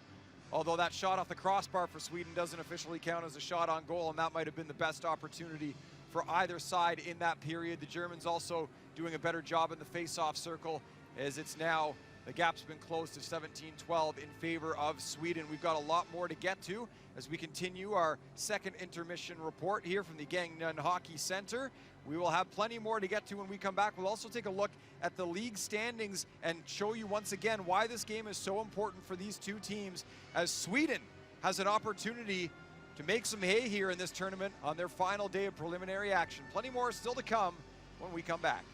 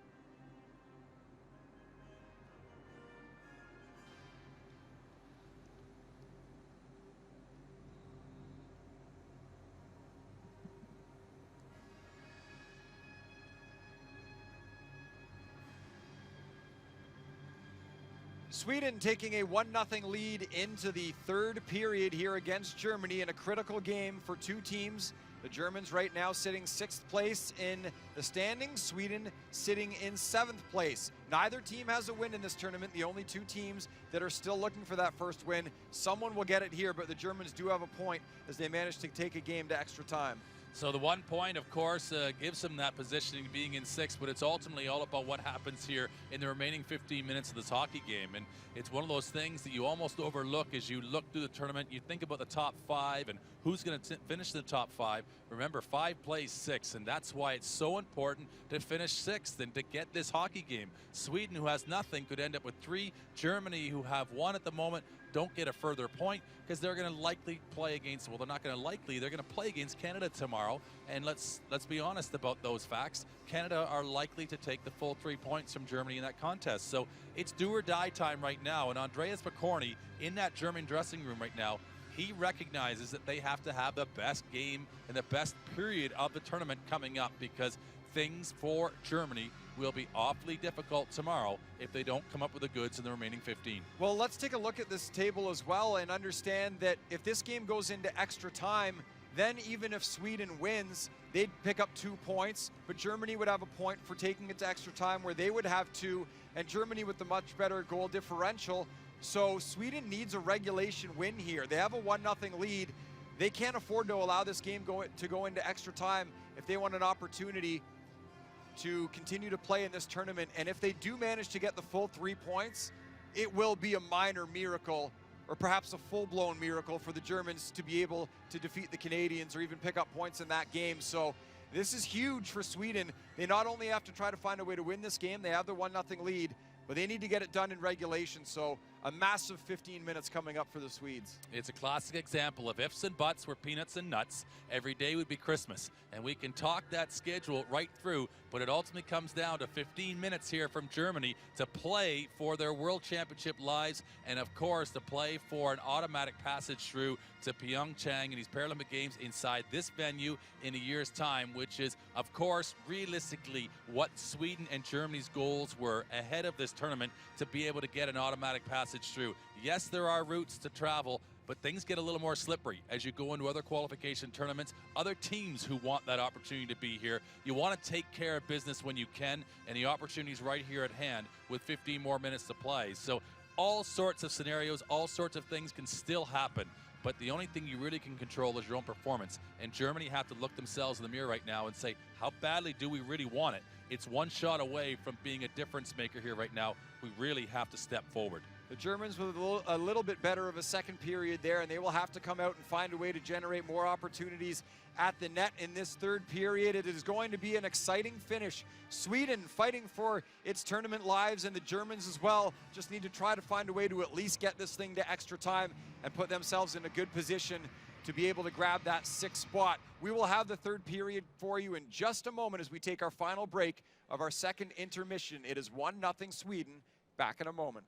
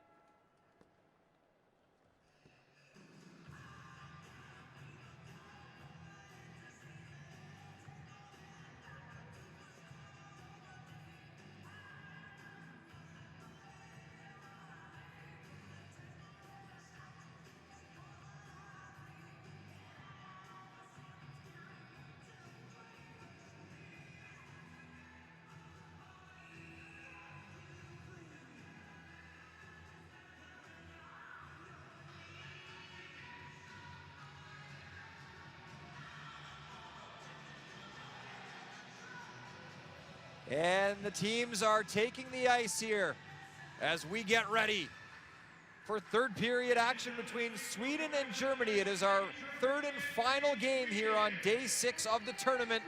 Only one more day of preliminary games remain. That will be tomorrow. And then we are into the gold medal, the bronze medal, and the 5-6 matchup, which does have automatic qualification to the 2018 Paralympic Games on the line, so that's an important game as well. Number 10, Robin Mang, the lone goal scorer in this game for Sweden. And Robin Mang could very well be the poster boy for para ice hockey in Sweden if they come up with a 1-0 victory over Germany today. And we go back to that period in time when, in fact, Peter Forsberg, his countryman, in 1994 scored that vintage goal. It was in a shootout that led to gold medal victory for the Sweden ice hockey program, and they made a stamp in his name in the country of Sweden, and they call it still today. That special goal is a one-handed maneuver around the goaltender as you end up going to your backhand. They call it the Forsberg. Are they going to call it the Meng, the wide open slot in goal when they get given an opportunity? Well, of course, 15 minutes of open play still remains, maybe more in this one, as Simon Kuntz perched and ready on his right post, and he will have to be a clean customer in goal for Germany to give them an opportunity. As we say, goals have been hard to come by. Well, we've had a couple of games already in this tournament go to extra time. The fans, they would certainly enjoy a little OT action. Our last game, the middle game here on day 6 between Italy and the Republic of Korea, an absolute thriller. One of, if not the most entertaining games so far at this tournament. It went all the way to a shootout, the first shootout game here at the 2017 World Para Ice Hockey Championship. Will extra time be required in this one? 15 minutes away from finding out is our referee for the day, the American Jonathan Morrison. Signals to both goaltenders. They are ready. We are ready. It's third period action between Sweden and Germany. And it's a face-off won by Germany, and you might expect it is the high energy of Goalie Lowenstein. Is he just able to get that puck in and around the corner, and Vede right on it? They've been active, called those names a lot today. But they haven't been particularly effective with getting the shots in on Ulf Nielsen. As we say, the shots level after 30 minutes of play.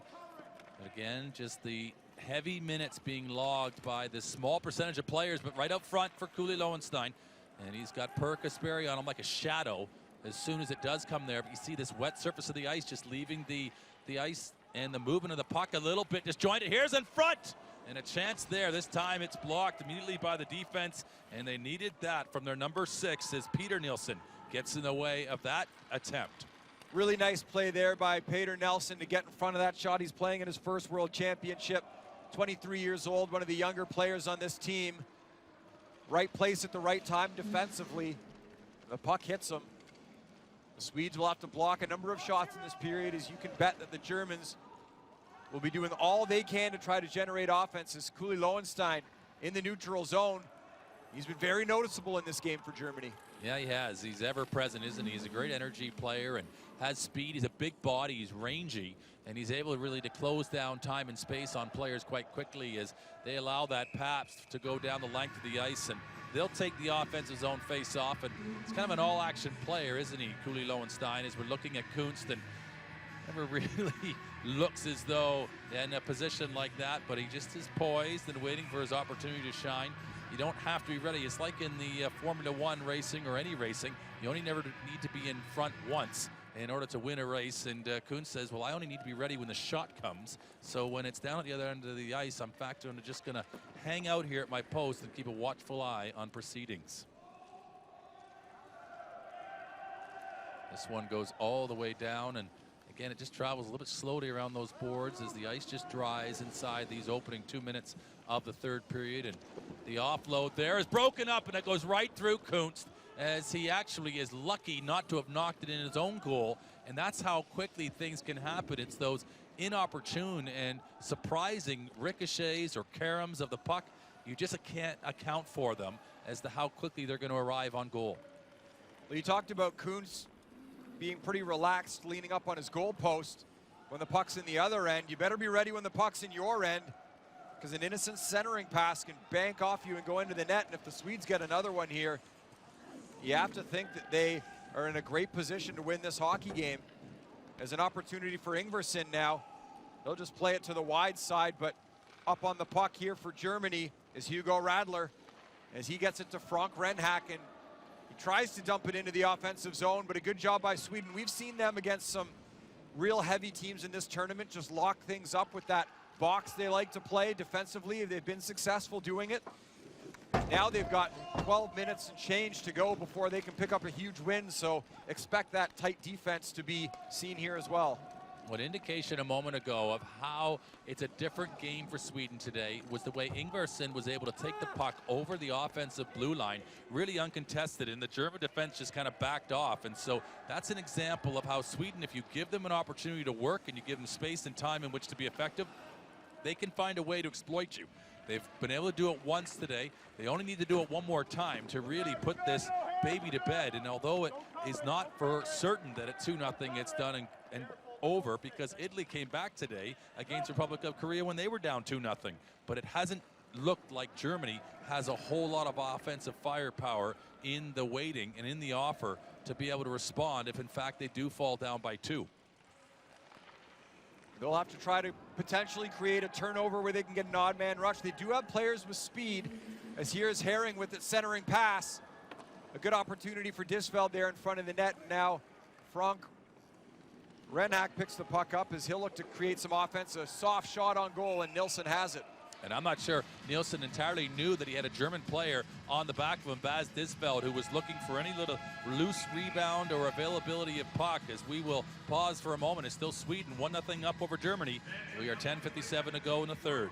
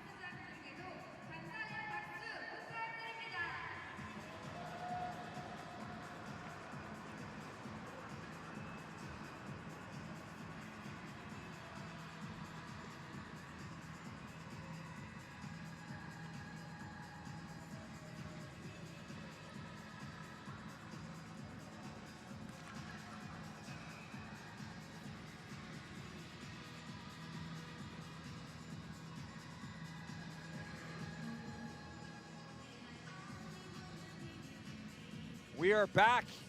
An offensive zone draw here for Germany as they look to try to find an equalizer in this game. It's the captain, Bas Disveld, on the draw for Germany. They've got Paps at the top of the circle, 52. They like the set play to him to get a quick shot, but it's Sweden winning the draw. Nice play there by Ingvarsson. And a simple exit out of the zone from Sweden as they'll move it to the far side, and Perkasberry, again, a little bit rough ride as he arrives over there, just whipping it around. But Germany right now really have to connect together a couple of good sequences in their passing as they've been picked off here. Ingvarsson has to wait until Perkasberry leaves the zone, but they've been pretty thoughtful, have Sweden, in the most in what they've done. That one is a little bit of a dangerous play, but they clear their own zone, and in doing so, it's an icing against. And one of those little plays right there could easily go wrong, as that was a rather risky play from Germany in front of their own goal. Well, we talked about it early in the first period. Anytime either one of these teams get in trouble, you think they'll be happy just to ice the puck and alleviate some of that pressure as we see the moose or the goat or the donkey or whatever it is that hangs. We gotta, the next time we talk to Jörgen Lundgren, you see it in the background there, that stuffed animal. We gotta find out what the deal is with that thing. It may have been, well, I think it's still debatable whether or not that, it may even still be a cow.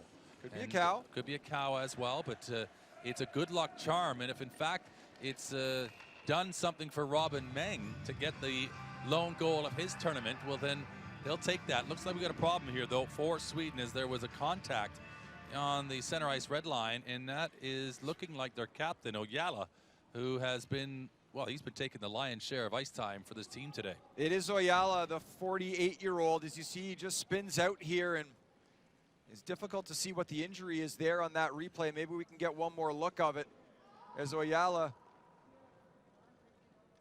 spun out onto the ice, and I'm not sure if he's clutching his hand, but his right glove is off, and he appears to be in a considerable amount of pain. And we didn't really see what happened there. He immediately responded, whether or not it happened prior to that. You see now, of course, Jörgen Lundgren concerned, but as you see, in a serious amount of discomfort. He's got both of his gloves off, and we haven't seen, fortunately, any blood as yet as to whether or not he had his hand potentially run over, but we're actually having the indication for a stretcher to come out on the ice. So this is concerning for the Swedish player, and we really didn't get a good look at it. It seemed like an innocent enough play where he was just battling for a puck and his sled kind of spun out from underneath him. But you could tell right away that he was in a fair amount of discomfort. And his Swedish teammates immediately signaled for him to have the trainer come on the ice. He spins out here. Again, it's hard to tell on that replay what the injury might have been, but immediately you could tell that Oyala was in a lot of pain, and his line mates on the ice signaling right away for the trainer, so they knew something was wrong right off the bat, as the stretcher will get set now to take him off the ice. Yeah, I'm wondering if it isn't an upper body injury there, because just the way he spun out and whether or not he was leaning hard on the one arm and something just gave way, because he wasn't touched by Goalie Lowenstein, who I think was the closest player for Germany at the time. It seemed as though it was of his own doing or of his own situation that something just all of a sudden went wrong, and he spun out and didn't have the power to keep himself upright, and we still see him in a significant amount of discomfort there on the ice. Well, he is talking to the linesman.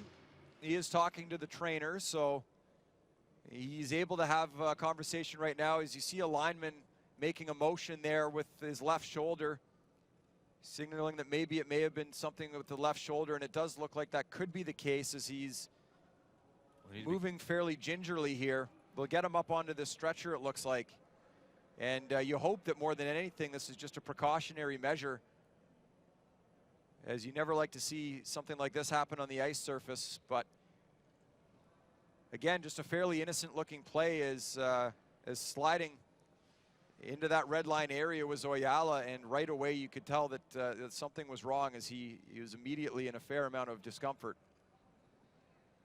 Well, you see, the difficult part of getting him up out of his sled is, of course, if it is an upper body injury, then you don't want to do any further damage to that shoulder area. And so now they've taken the sled off, and it's right on the surface of the ice, and we'll just allow them to carry on as we look at the Swedish bench. And this is Jörgen Lundgren utilizing his opportunity to say, listen, gentlemen, this is unfortunate what's happened here to Peter, but ultimately we've got a task at hand here, and there's 10 minutes left to go in what is potentially this hockey game. We're 1-0 up. And if we are ever going to pull together, now is the time. Well, for Sweden as well, they've basically been riding 8 players in this game. The 9th player, they typically use Marcus Holm, did not dress for this game. He's battling an illness. So there are more players available, of course, on the bench for them, but they don't see a lot of ice, as Jörgen Lundgren isn't terribly confident having them on the ice in this A-level World Championship. So now you're down to 7 reliable, dependable players, as it looks like Peter Oyala will be leaving the game here on this stretcher. The medical staff continuing to look at him and his teammates skating over as well to clear out some of the equipment and make this as comfortable as possible for Oyala. Second World Championship, 48 years old. So his sled now makes its way over to the bench area and has been received by the trainer. And one of the most difficult things about a situation like this is, of course, making sure that your team understand that once Oyala leaves the surface of the ice here, he's in the best hands possible to make sure that he receives the treatment necessary, as there's 5 medical staff and his own trainer right there dealing with him on the ice. And we're not thinking that this is an overly, hopefully, severe situation going on for Oyala, other than he's in a lot of discomfort. But we're going to, obviously, when we have more information, we'll be able to pass that on. But he's certainly now receiving attention right there on the ice as they make sure he's entirely fastened in and ready now to be removed from the surface of the ice. But it's about getting your team to get ready to go and compete again. And that's not always that easy. Some players take this a little bit differently than others. That is, of course, part of a hockey game or a para-ice hockey game, or, of course, sport.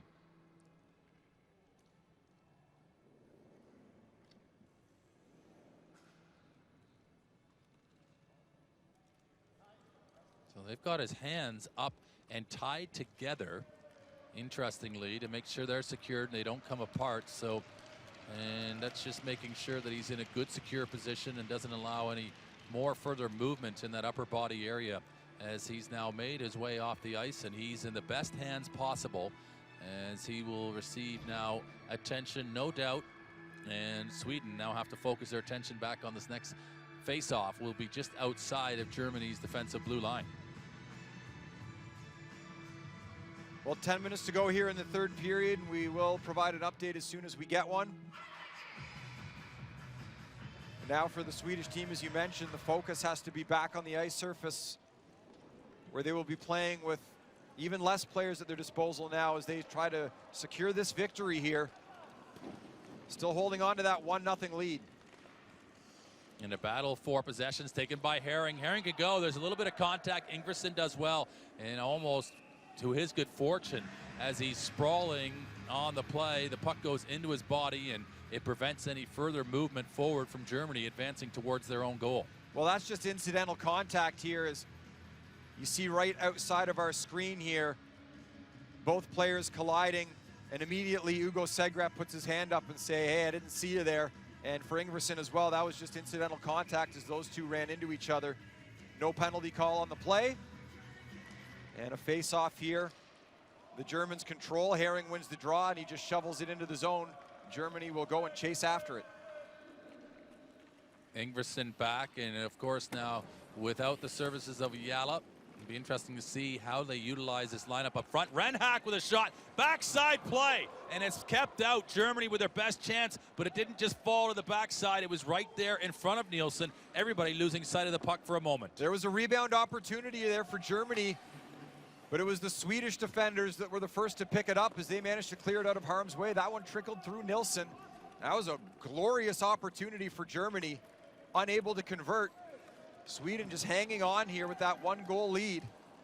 And here they come again, Segref, and you get a very real sense that Germany have been given a little bit of an opening here as they have asserted themselves with the best offensive shift of this third period for themselves. A shot into the far corner, and they just want to maintain control and keep Sweden hemmed inside their own zone. But it's been broken up by Perkasberry, and the bounce is a good angle by Perkasberry as they are allowed to have, well, they get 1-2 players off the ice and a couple line changes. That's important. And just see how Jörgen Lundgren's going to utilize his personnel now as Ingvarsson goes all the way back, and that's a little bit of good favor for Sweden as it's Germany taking an icing call.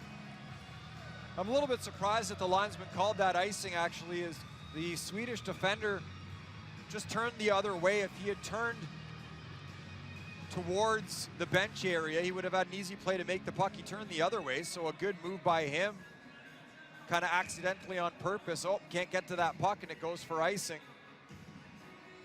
As now the faceoff comes back into the German zone.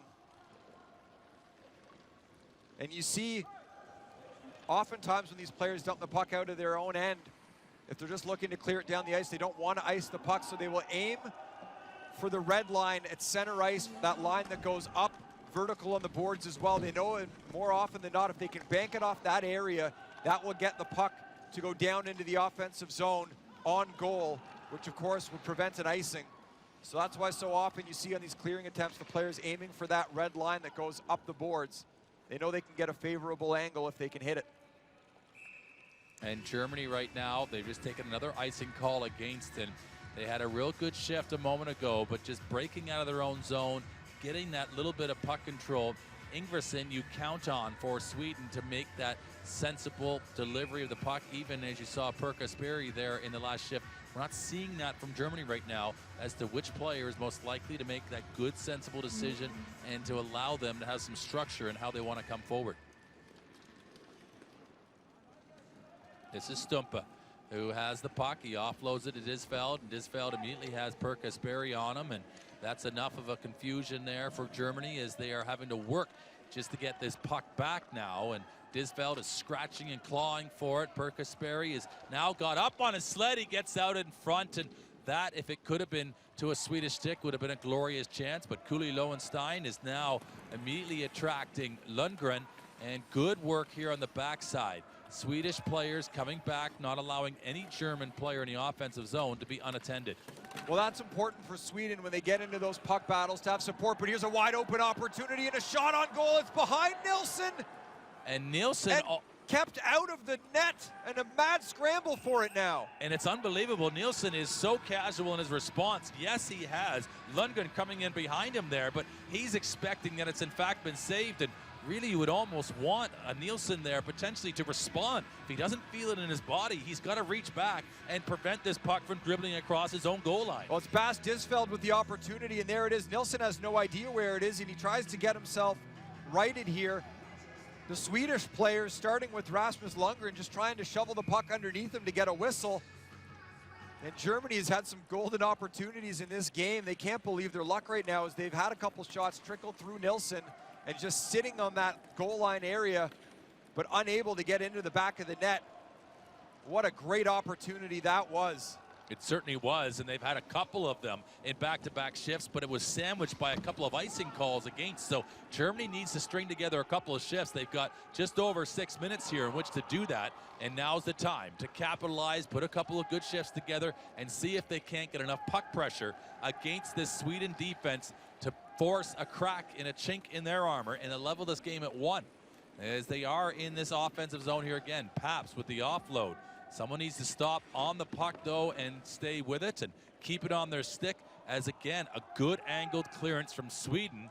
Again, has got Kuntz now having to play the puck, and this is a good forecheck from Sweden. They're playing a pretty smart hockey game here now, and they've got themselves back on task and executing the game plan as requested of them by their coach, Jörgen Lundgren. And this is a long play, but it's really to nowhere. Again, Germany, they've not been able to make that good, solid decision with that first pass coming out of their own zone.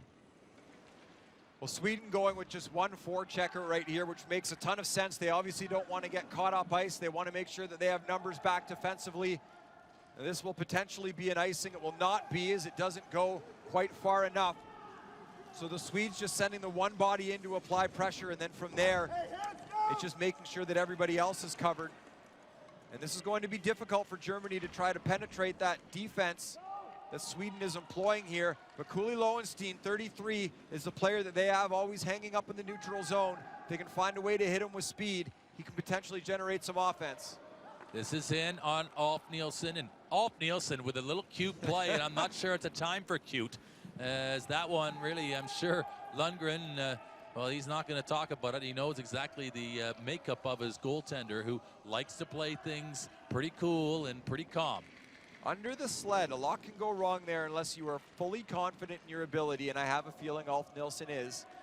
He just makes it look easy for Sweden. He's pitching a shutout right now. I said the word, I hope I didn't jinx him, but 4:25 to go here. A win for Sweden in this tournament for them would be a victory, and they know it, and they're trying to get it in their final preliminary game. A shutout for them would be a whole nother thing, as they played a terrific game so far here with 4:10 left in the third. They are working with the belief that one goal is going to be enough to help them secure a regulation time victory, and it just gets out beyond their own defensive blue line. And with doing so, there will be a pause in play again. 4:02. And Sweden holding on with their tournament lives with the 1-goal advantage over Germany.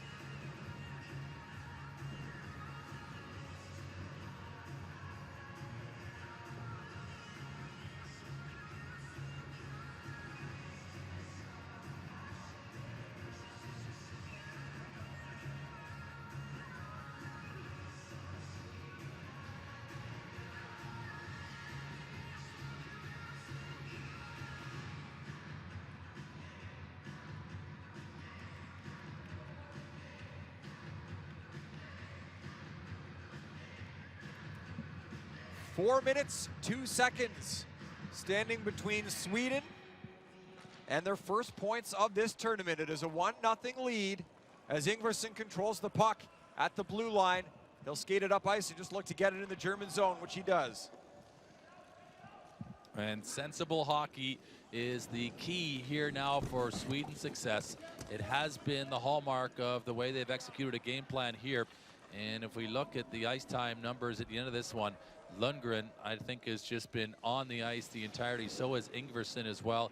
And if you're the coach, Jörgen Lundgren, knowing that it's been a long journey to get to this position of opportunity to potentially record your first regulation win, you're going to go with your horses. You're going to go with the players, whether or not they're exhausted or not. You're not going to leave it where you didn't have your best player on the ice competing for an opportunity to try and win this game. But it's going to be Pabst who makes a play, well received by Segref through the neutral zone, and he maybe have a look here.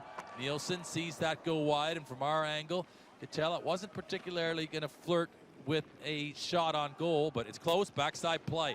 It was a soft attempt by Pabst to get it to Herring on the backside, but a good stick read of it, and they stick check it and they break it up again to Sweden. And you're seeing a good hockey sense from Sweden, from the players who are, of course, who are getting the opportunity to compete, to be able to hold on to this victory. It's been a very disciplined game by Sweden. Number one in staying out of the penalty box and making sure they play this game at even strength, and number two in terms of their structure. Now with 2.5 minutes to go in the third, they've got lots of bodies back. Very happy to try to clog up the middle of the ice, and anytime there are puck battles, you'll see them try to create odd man situations where they can win those battles and just flip the puck out of the zone. No need to press for more offense here.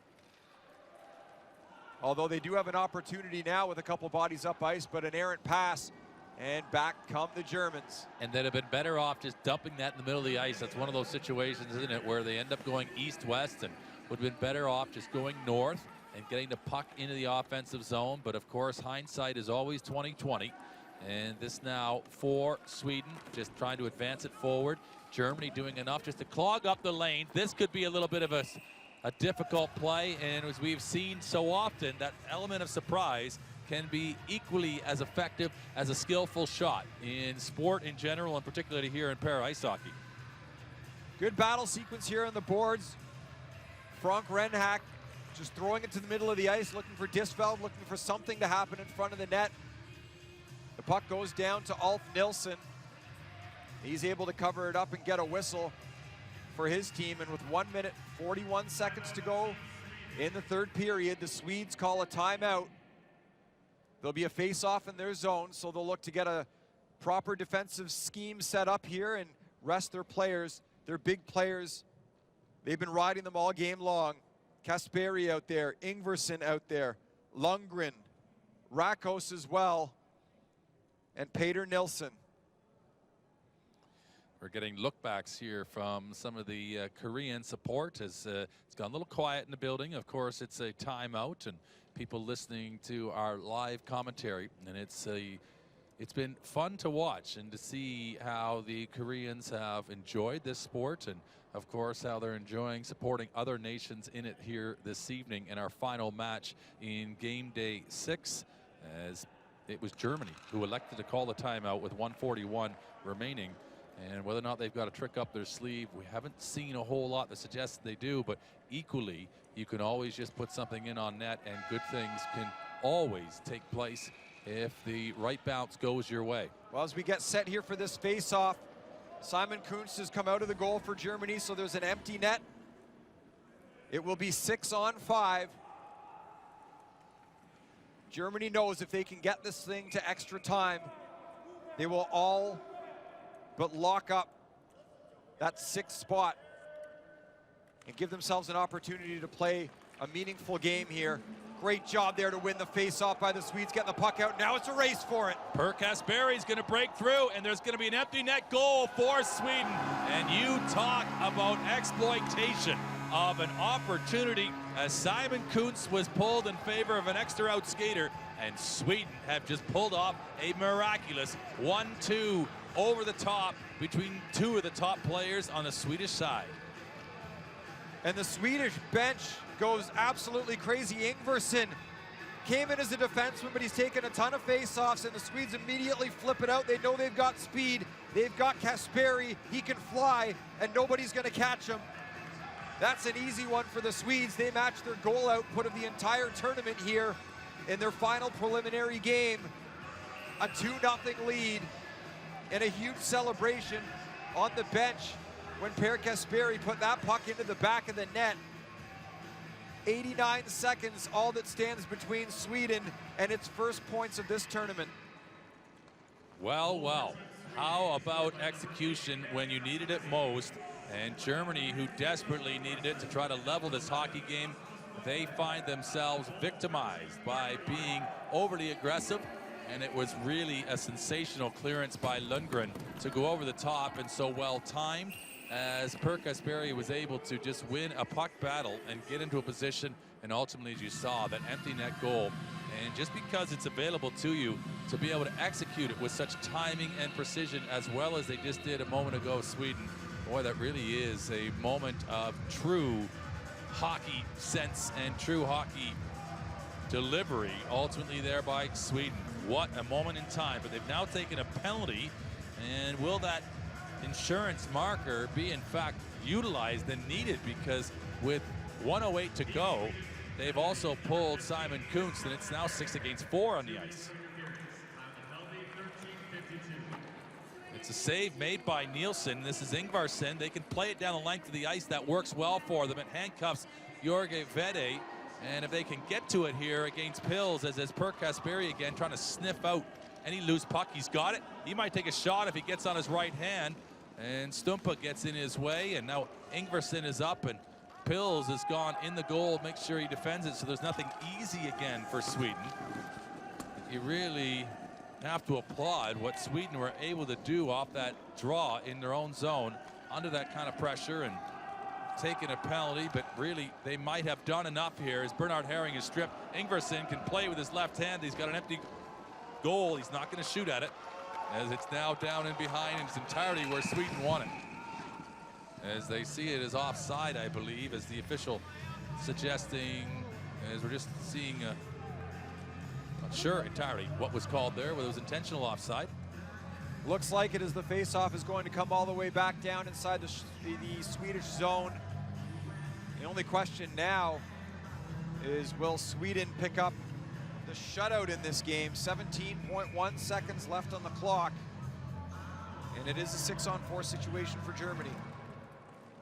And Sweden win that draw again. They lob it up and over the top. This one isn't accurate, doesn't have to be, because they're of course still short-handed. Per Kasperi will get to it, and if he can just control it and hold on to his stick here right now, it'll be fine. Maybe one more attempt here for Ingvarsson, who gets a shot in. And Sweden having all the pleasure here in the closing stages. In over 45 minutes of play, they have found a way to do maybe the unthinkable. As their tournament had progressed up to this stage, they get the final day off tomorrow of game day 7, and they will, most likely, it's not definite for certain yet, but Germany's final game in game day 7 is against Canada. And Canada, of course, is going to want to be victorious to put themselves in as good a position as possible to finish their tournament. Well, Germany unable to pick up a win here against a Swedish team that didn't have a point in the tournament, that had a negative 36 goal differential after 5 games. So now for Germany's tournament to continue on to the final day, they will need a win against Canada on the final preliminary day tomorrow.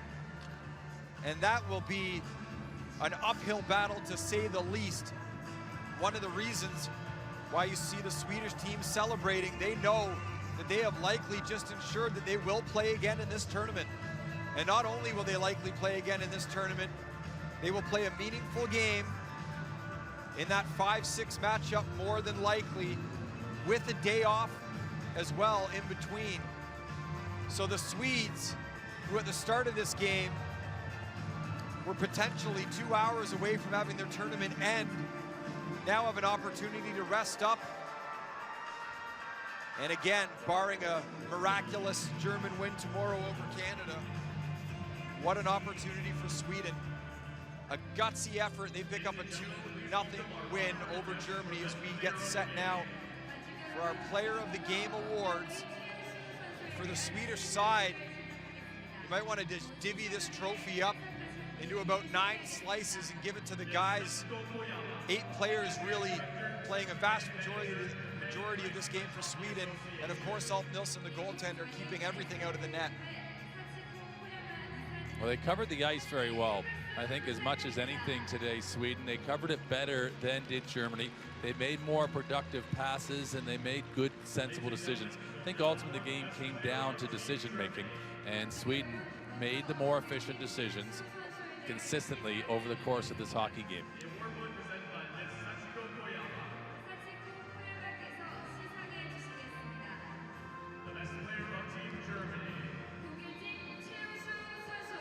Team Germany is going to get acknowledged first with the Player of the Game award.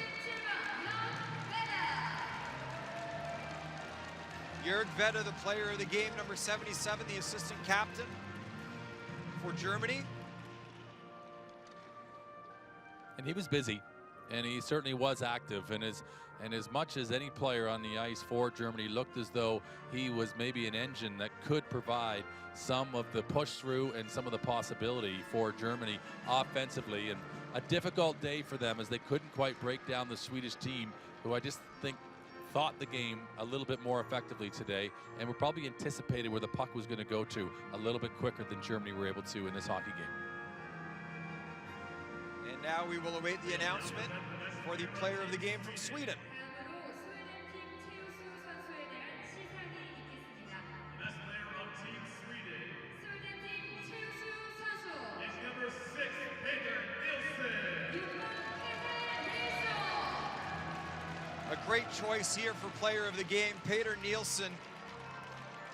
Really strong effort on the Swedish side, and so many of these players had to eat so many minutes in this game.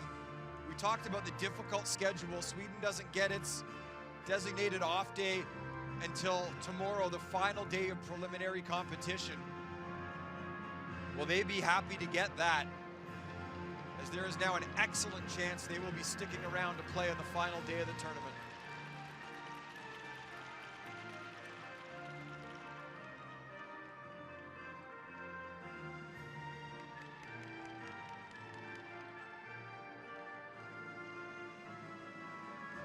A nice moment there as you saw the dignitary who presented the Player of the Game awards just give a hug to both of the players, as we'll now pause and we will listen to the playing of the national anthem of Sweden.